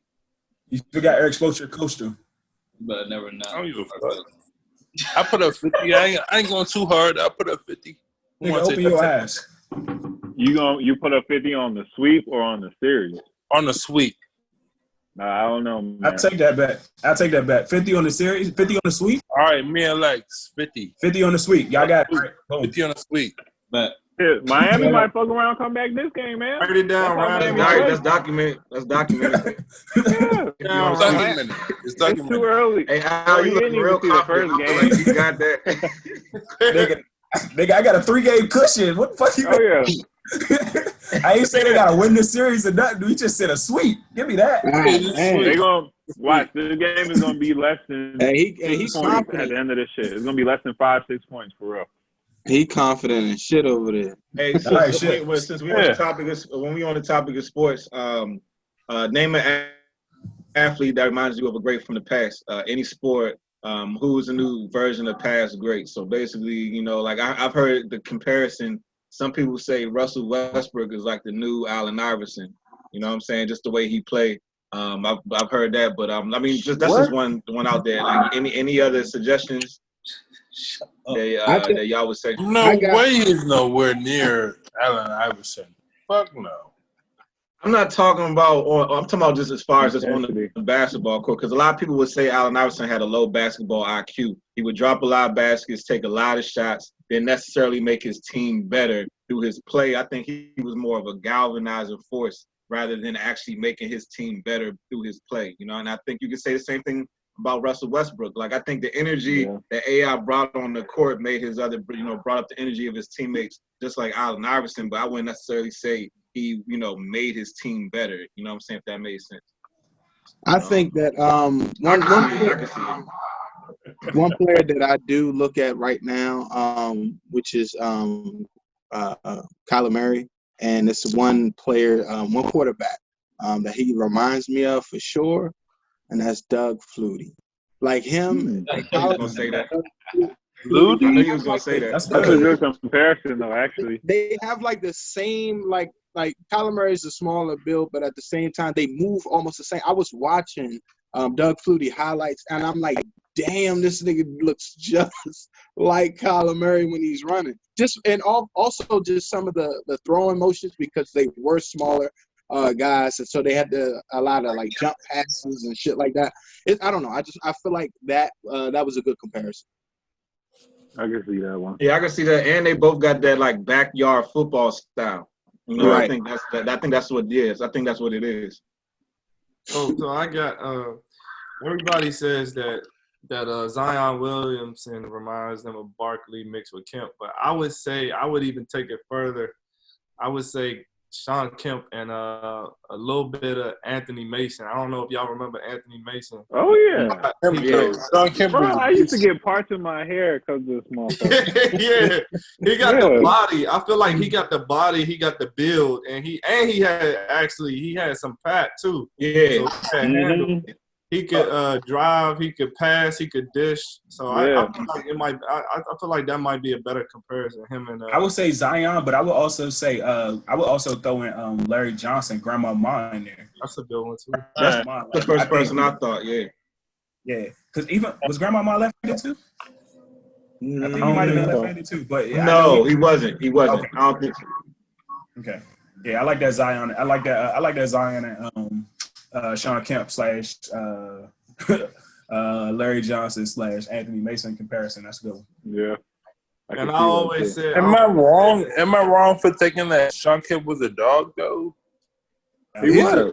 First supersonic, right? That nigga was filthy. He had one of the greatest dunks of all time too, in-game dunks. When he pointed at the dude. Talking about when he pointed at the dude? Yeah, that was probably one of the greatest. That might have been the greatest in-game dunk ever. Didn't that dude have him up? He had him up after that. You never heard about the Supersonics after that? Yeah, when KD Yeah, we was did. on there. That's my point. That's my point. GP was balling for I'm them sorry. too. I'm watching this game right here. I'm watching this game, and Lakers are up 74. I need my ducats. I You need my need a ducats. sandwich. Are you gonna pay me? Are you gonna pay me? Nigga need some milk. You need to stand down. This nigga need some coffee. Stand by. Stand down. That nigga is standing up watching the game as if it's the Steelers on prime time. Oh, Ooh, boy, they're black and yellow, baby. They're black and yellow. Hey, I got one, but I wasn't comparing to a great, but it's just we didn't see him flourish into a great. But Jamal Murray reminds me a lot of Brandon Roy. Yeah, I can see that. That's a good one. Hey, Brandon Roy was a baller too. He did. But Brandon Roy was a combo. He was a big combo guy. Like he could run the point. Yeah, that motherfucker was a baller. You're right. He was just about a bucket. Like he was a sure bucket. Yeah, that's true. Hell yeah. Even with a bum knee, he was hitting them shits. That's true though. Hey, that was a baller. Yep. Fucking Brandon Roy, man, forgotten baller right there. They got Hey. Well, I was gonna say, I'll say in the NFL, Julio Jones is the closest thing to T.O. since T.O. You know what I'm saying? I would say Julio Jones is kind of like Jones? Do he remind you of Megatron too? What about DK? No, hell no. Nah, DK. See, all right, I thought about DK Metcalf, but he don't because he's not as agile as T.O. Like he's more stiff than T.O. You know what I'm saying? Like I felt like T.O. had a little bit more wiggle than DJ Metcalf. He kind of DJ Metcalf kind of like a straight line type speed guy. You know what I'm saying? Where I feel like T.O. was more like he had a little wiggle to him. Yeah. T.O. athletic. Julio Jones, he's like a lot more fluid too. I feel like Julio Jones is more fluid than DJ Metcalf. I was thinking Julio.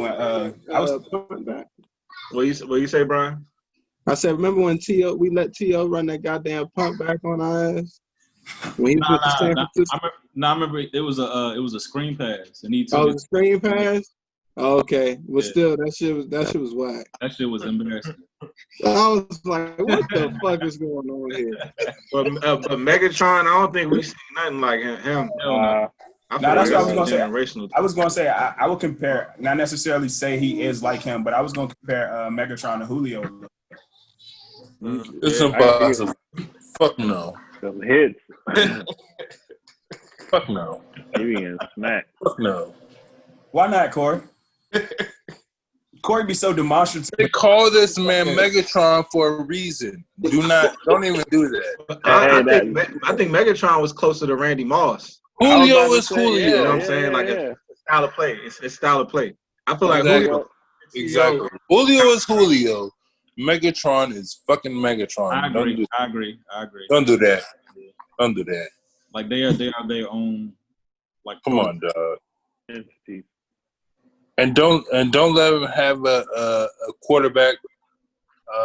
Tom Brady, Drew Brees. I know. I wish Megatron would have Roethlisberger. Somebody, come on, dog. I wish Megatron would have did like 2 years with a contender or something. I know, man. What a shame. Yeah, and he had a retired. fucking Matt Stafford though. He had a fucking Matt Stafford. Man, the Lions' defense. If he had a fucking big dog throwing that rock out there, oh my god, man! Just like when Randy Moss went with Tom Brady, them niggas went undefeated. Like that's just crazy. Shit like that. He needed to be with somebody that could give him. Hey, that was a and the thing about it though is that's why they call them. That's why they still have.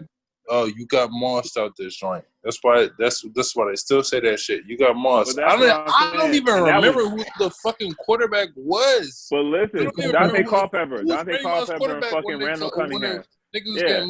All right. Randall? I'm gonna throw a name out there. So who y'all think modern day running back is the closest to Marshall Faulk? Marshall Faulk? Hey, that dude. Maybe Dalvin. He was good, but he wasn't that good. Yeah, maybe Dalvin. I can see Dalvin. But remember, Marshall Faulk was a receiver, and he used to catch the ball out the backfield a lot. You know what I'm saying? Like he used to line up in the slots. He used to line up in the slot too. I was gonna say like what's his name, Christian McCaffrey or Alvin Kamara. Like he was like one of them niggas. I was gonna say like, Kamara. I think Kamara way more athletic though, kind of like he's like more shifty. That's why Le'Veon Bell out here. Shifty as hell. That's why Le'Veon I feel like he was, but maybe he looks more heavy because he's shorter. Nah, don't do that to Marshall Faulk. Marshall Faulk he was known for his shiftiness. He was nice. That nigga was on the cover of Madden. Yeah, Right, wasn't he on there back-to-back years? Yeah, I think he was. Damn. Nah, it was either him or Warner. Yeah, he was the greatest show on turf. Nah, that nigga was nasty. He was on the cover. That's the when I first started playing fantasy. Was it before or after Vic though? Was it before or after Vic? It doesn't matter. That nigga was on back-to-back. One of them years. That says a lot. I might go with Christian McCaffrey and Marshall Faulk, and then LaDainian Tomlinson and Kamara. LT, huh? I can see that. That's a good one. I could see that. Yeah. I think LT had a little more power though. He had more. I think LT had a little bit more power though. Hey, this dude, that's a good one. Hilaire. Yeah, that was Hilaire.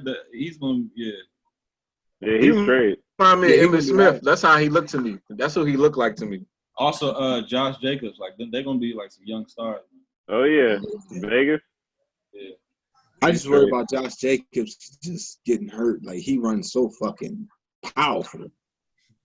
Man, whoever ain't hurt through week 4, you just gotta pray for him now. So this shit is crazy. Yeah, it's wild.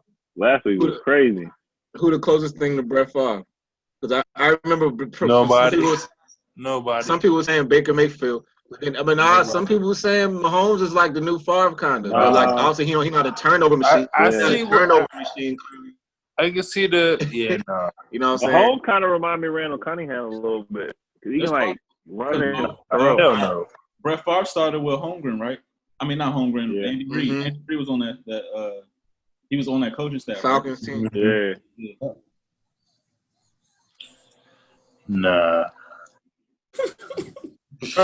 Brett Favre is like that. Come on, man. You can't do that. You can't do that. Come on. Hey, Brett Favre was a turnover. I've never seen the nigga those so many 3 and 4, 5 interception games and like nobody like it was never a conversation. Yeah. I never seen it because I'm still gonna throw 500 yards. Get away with so much. Throw 500 yards, and we're gonna win this fucking ball game. Yeah, they was always in the game too, though, Marcus. They was always. Hey, whole time. Cannot that same shit.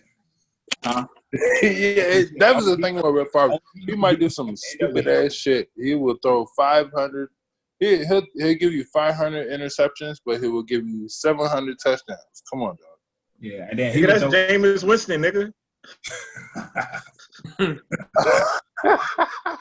Why can't Jameis Winston play like Brett Favre? Why can't he play like Because he loses. Yeah, he was losing. That's all it is. Because he loses. If he was winning some ball games, like it'll be. And plus, like the fucked up thing about Jameis is Jameis will have like 20-point leads, 17-point leads and shit, and like lose them shits, man. Like I feel bad for him. That's why he's on in the fucking skyline. He got to get that LASIK. He got to get that LASIK because that squinting shit is not a good look. Why he's doing this shit? He got to get that LASIK. Straight up. He said LASIK eye surgery. Because he be squinting like hard. Like what are you doing out here? What are you doing out here? We trying to win some ball games, boy. Yeah, I mean he behind Drew Brees right now, so he should be learning something.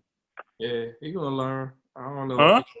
He went to the Saints? Huh? Yeah. Look at Bridgewater now. Bridgewater was just down there. He's running shit in Carolina. Ain't doing shit though. He ain't doing shit. They not. He looking exactly how I thought he would look. He ain't doing shit. They don't have no receivers for real. You know shit. Receivers before Bridgewater go. What was he at before?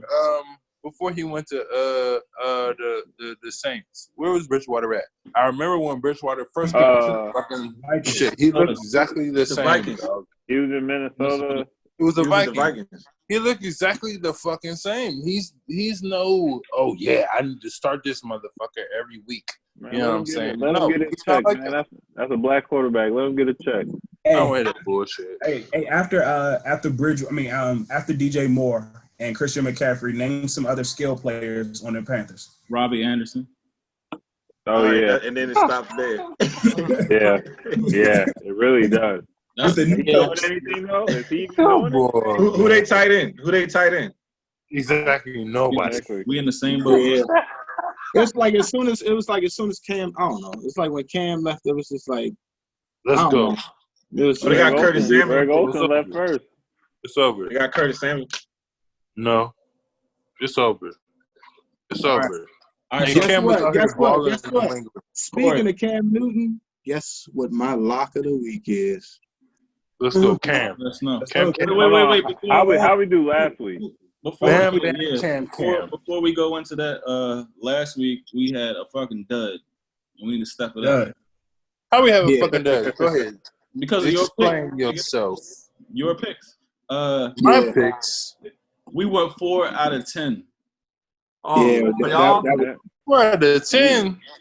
I told y'all go Pittsburgh all day. Did we not win? All right now. What's going on? What are you talking about?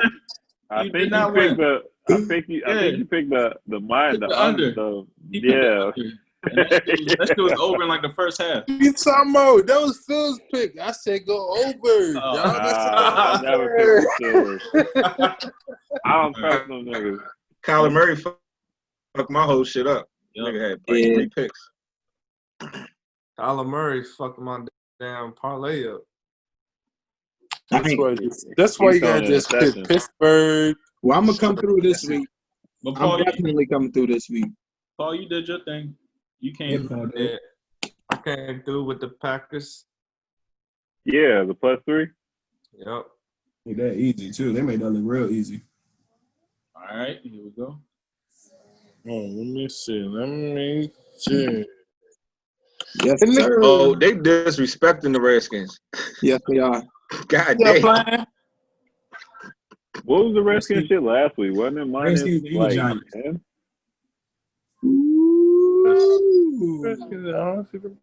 Rez, are you ready? Nah, I got a couple. To be honest with you.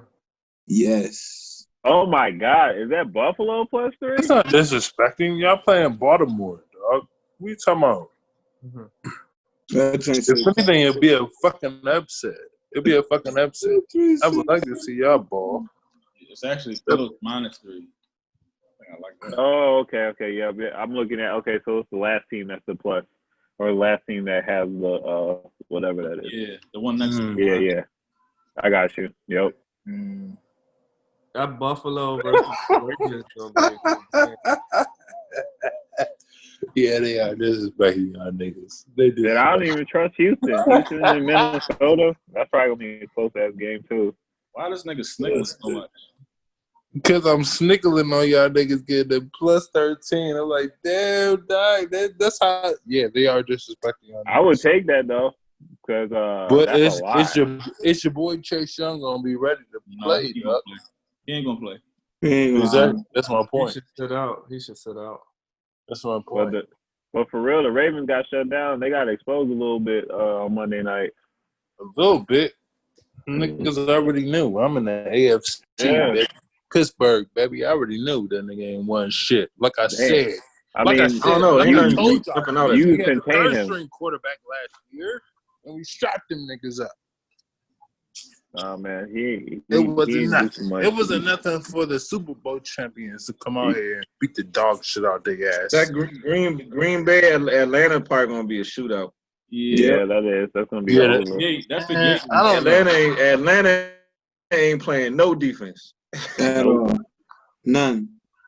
Okay, though. I would maybe take that. I wouldn't say that though. +7.5 for Atlanta. +7.5. I would take that. That's what I was saying. All depends upon that Julio and Devontae Adams. True. Yeah, Devontae Adams, I think, is playing too. I'm telling you, man. I think the Packers going to score. I'm telling you, take the Patriots +7. I'm telling you, that's the lock of the week. Like against KC, though. Yes. Hold on. Where's the Packers shit? What's the shit? Monday night. Oh, at the bottom. Minus 7.5. Or not Monday night. What am I talking about? Yeah, it's on Monday night. They play on Monday. Oh, it is on Monday night. The All right, yeah. I Seahawks thought shit it is was on Monday. enticing too. That Seahawks shit is They're enticing. saying they're gonna score 58. Everybody. That's the one I was looking at. Is the That might Raiders be good, defense any though. good? Because neither one of them play fucking defense. That Nah, but Buffalo joint, nah. I don't know. That Raiders. 58 is kind of high, though. 58 is kind of high. All right, y'all ready? Who Yeah, going y'all for want to lock it in? Yeah, it's locking in. Yeah. Plus 147. Hold on. I'm confused. Please excuse my shit. You already know I want to know about Pittsburgh shit. Lord Jesus. Which Plus one are you looking at? Yeah. 47. What are you talking about? We going to score That 47 means- points? No, that means that actually, yeah, you think you're going to score over or under 47. And the plus one is actually minus one. So y'all got to win by more than one. If Oh, you that's take easy. That's easy, and I guarantee there's not going to be no 47 fucking points. that. And y'all playing on Tuesday. Or Monday. I Or don't know. Monday. They ain't figured it out yet. All right. Enough. Shaq, you ready? It sound like you Is ready. it enough? Yeah, give me the 49ers over the Eagles. 49. Oh, You got them. Oh, that's easy. That's easy. Hold on. Is Garoppolo back? Nah. It's not I think confirmed Mullins yet. play starting again. Huh? I don't think he is. I don't think so. Nothing has been confirmed yet. Because he's All one of my quarterbacks. Nothing's been confirmed yet. B. Yep. So I got two. Yeah. I got two. I got the Patriots +7. And I got the Giants +13. Hold on. What? I don't think I would bet on the Giants anymore this year. Who the fucking Giants at? Hold on. Salute to you. they in LA though. They're playing the Rams, and you got them plus what? Plus 13. what? Corey, shut up. Slide them 13 points. P, who you got? P, who you got? Okay. Hey, I'm gonna go with Minnesota to +3.5. I think they're gonna steal that game. +3. Yo, I think that's a good one. They did show up. They did they played with like some they've been losing close. Assertiveness last week. Yeah, they've been losing the last couple games. So like I take them on that, and then some urgency. Yeah, if I was gonna do an over, it's a couple overs. He was 2 for 2 last week. If y'all ain't know, he was 2 for 2. Go ahead. that Atlanta Green Bay. Yeah, I like that one for the over. Yeah, and then probably that I don't know if Carolina can even score like that though. Maybe 2. I was looking at Arizona, Carolina. They be like scoring on the back end. Yeah, at the end of the damn game. What's your lock, bro? What's your lock? You got 2. Nah, I just take that one. 2. I just take Atlanta, Green Bay. Cut your losses. Al, you ready? Yeah, give me the Bears. Give me Nick Foles and the Bears. Bears. That's a good one too, actually. +2.5. All right. Yeah. And the Steelers and the Titans going over. Steelers Titans going over. Over what? 47? Shut up. That's easy. That's 24-24, Corey, right there. Marcus, who you got? What's your lock, bro? I got the Atlanta and Green Bay to over. Over 58. And I got Bills -3. I got the Steelers +1 if they play. And +1 what? Yep. And I got Philly +6.5. Yeah, that might be a straight one too. I was looking at that.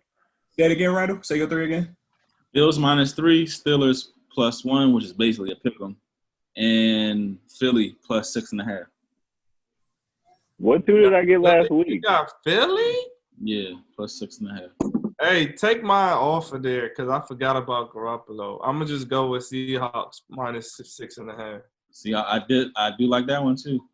Yeah, but put me in for the Seahawks. Easy money. Because I feel like there's gonna be a lot of turnovers in that game, and Seahawks gonna capitalize on that shit. They got, but the thing is, and that jump, Shaq, I think the Seahawks have to start fast. They can't come there with that fucking Miami hangover shit. They can't. Yeah, that's the thing. Teams be playing like that in Miami too for some reason. All right. Shut up. It's my turn. 1 o'clock game, yeah. It's my turn. It's my turn. Shut up. It's my turn. Shut up. This nigga here. Huh? What did you have, nigga? You already went. I didn't go. Shut up. I didn't go. It's Pittsburgh. You got Pittsburgh. All right, yeah. Yeah, we know. -1. Yeah. Before you log on, Pittsburgh. Oh, what was the 2 last week that I got? Shut up. It's my turn. You got Green Bay +3 and then the over. No, okay, wrong. yeah, for that game, yeah. 2 for 2. 2 for. They came through too on the Bovada. Oh, y'all niggas just gonna continue our conversation? It's my turn. Corey. Oh shit.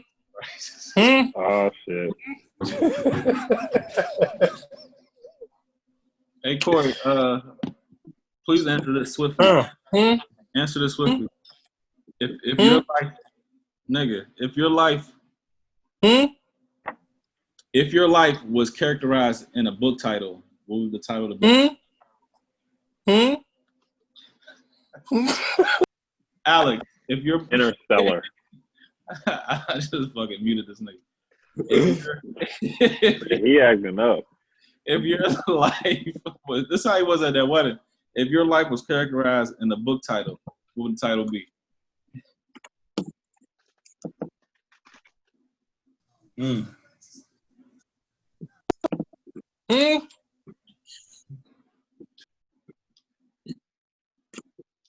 Who's that for? Who's the question for? That's you. You, Alex.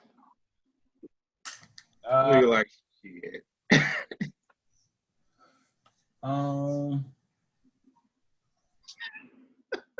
That's a tough one. I know. That's a tough one. Come back to me. I know somebody else is ready. All right, somebody else. Who ready? Shaq, you ready? I'll do mine. I'll say coming to America. Coming to America. Yeah. Why? Because my father's Jamaican. So it's like, you know, I'm continuing the legacy.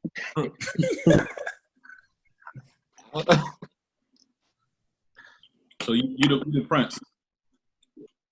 Yeah, pretty much. said, I'm the sequel. I'm the sequel to the story. B, you got one, B? You can't keep it together. Corey, wow. Actually, yeah, I don't know what made me think of this, but I guess so. The question was if you could sum your life up and then put it into a book, and then what would the title be? Yeah. Is it a movie or book? Book. For whatever reason, I came up with it's weird. It's called Pulpits of a Schizophrenic Bee. If that makes any sense. Nah, explain that for us. All right, so Explain that one. Schizo being? Huh? A schizophrenic No, being? being. Bee, like as in bumblebee, but like bee as being in me. Mm-hmm. But like, shit. I thought you said. Oh, my bad. I thought you said being, like BEING. Nah, so like a bumblebee. So pulpits of a schizophrenic bee.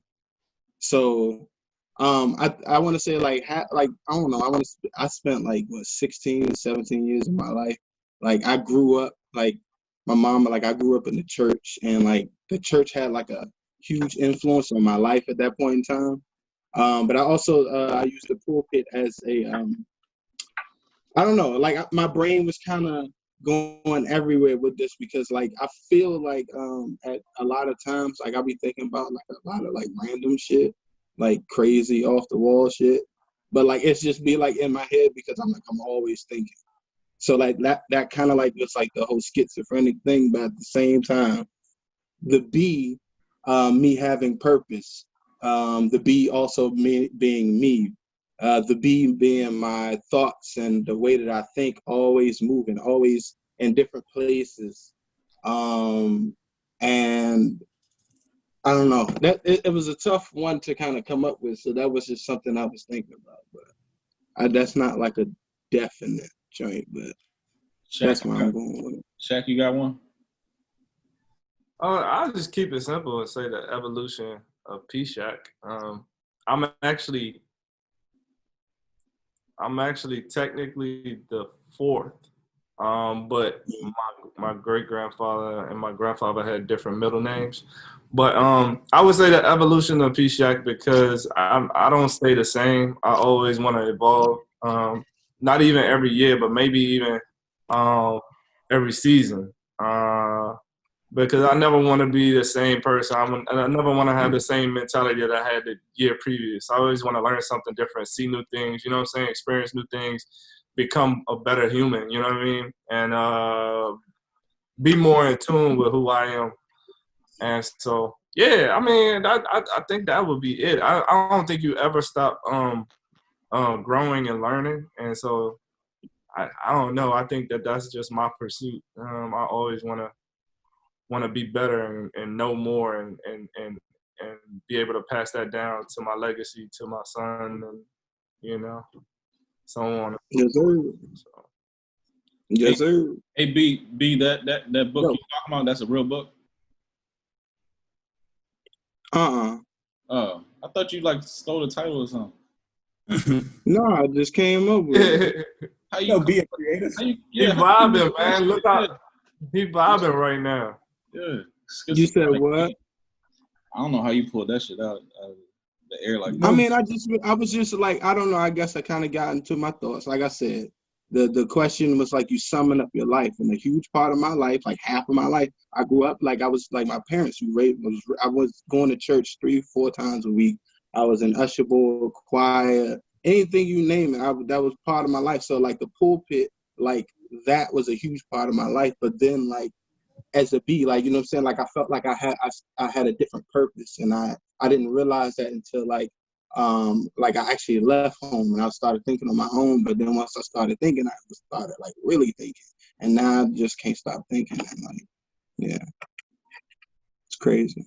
Yeah, that is crazy. Al, you got one? Yeah. Learning, growing, executing, ... Okay. Suspense. Make you grab it up. And Not even suspense, but more so just because like the story's still going. So you know what I'm saying? Like always be chapters that have been added to the end of the story. But it's just like learning, I mean, like trying to learn different things, as Paul was saying, but also growing, but then at the same time executing on different things and actually trying to put different things in action. So yeah. Then the story continues. Where you at? What's yours? Mine would be Casino Royale. Mine would be fuck it, comma, I'm out here. Because I feel like I just be winging it sometimes and just be, you know, hey. I got my feelers out and whatever, like I'm receptive to, I'm just like a sponge. So I'm really, I mean, at first, like, you know, through like young adulthood, I never really had like a plan, but now like shit is coming for full circle. So yeah, it's working so hard. Fuck it, I'm out here. I know if Corey had a book, that you know what the title would be. Still is till I die. Oh my God.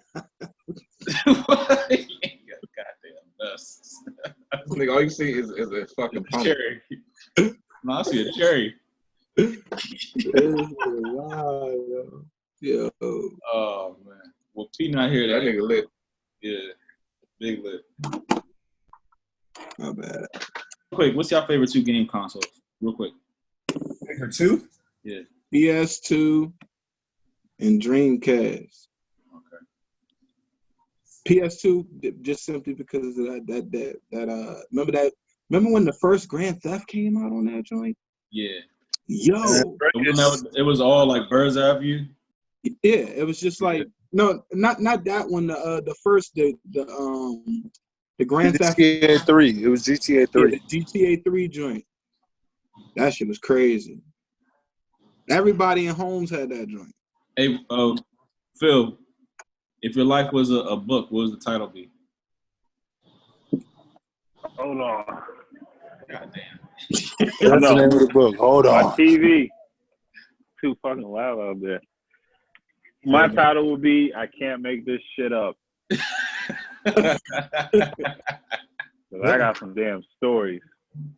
That's probably what my shit would be too, is like straight up stories. It wouldn't even be like it would just be stories on experiences. I should actually do that. Yeah, that would be lit. That'd be kind of like each chapter should be named I Can't Make This Shit Up. Yeah. For real. Chapter 1. Or would you believe this shit? Yeah. Couldn't believe it. You wouldn't believe it. All right, what's your favorite 2 game consoles, P? Dreamcast and probably Sega. Like Sega when that first came out. Sega Genesis? Yeah. All right. Yeah. Everybody killed Sonic on that.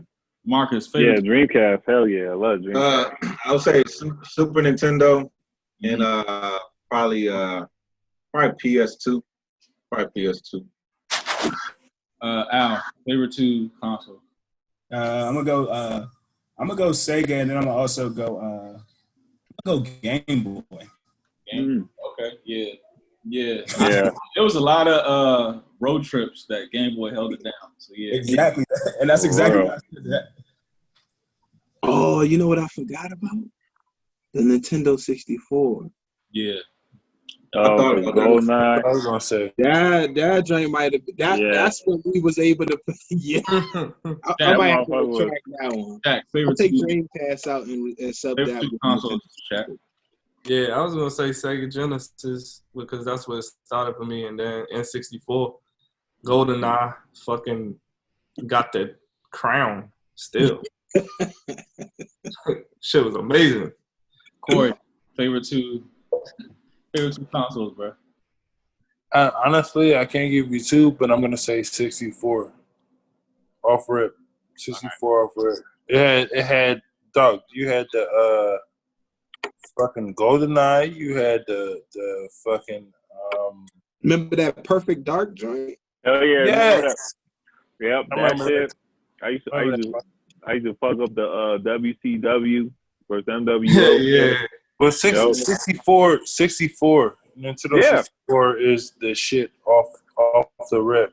Off the rip. It started the whole 4 players, and you can have people in the joint playing on the joint or whatever. Oh yeah, Mario Kart. Mario Kart. Yeah. Oh my god, that shit was sick. Yeah.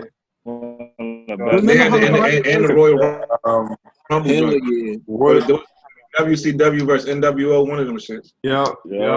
And remember how hard it was to get all them goddamn stars in Mario? Super Smash Brothers. Yep.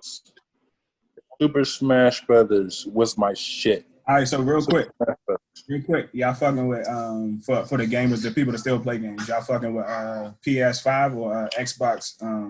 What's it? Xbox. You gotta get the PS5, dog. You got to. Yeah. PlayStation.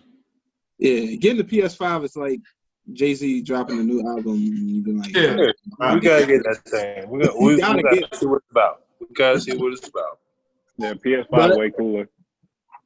Yeah. If we ever get the shit, like, so if you didn't register or like if you didn't like pre-order, so like what's the next steps? Like, do we have to wait until they come out and then they do it again? Yeah. When the fuck is that gonna be? I think November 12th. Stay tuned. Man, people gonna be paying like $1,500 for that shit during Christmas. Oh, they already on eBay for like $1,200 right now. Yeah, pre-orders and shit. People gonna pay $1,500 for them shits. Watch. Easy. Not But I. y'all niggas gonna pay for my I'm shit. gonna be on PS4 like shit. Like, fuck you mean? I might switch over. I gotta look at it. I gotta look at the specs and everything, but I might switch over and see what the Xbox hitting on. Switch over. In the meantime, thanks for tuning in, and you can switch over to Overtime. You can switch over to any of our videos on YouTube or Instagram. You know the name. It's the Flight Room TV. Is it good, Pete?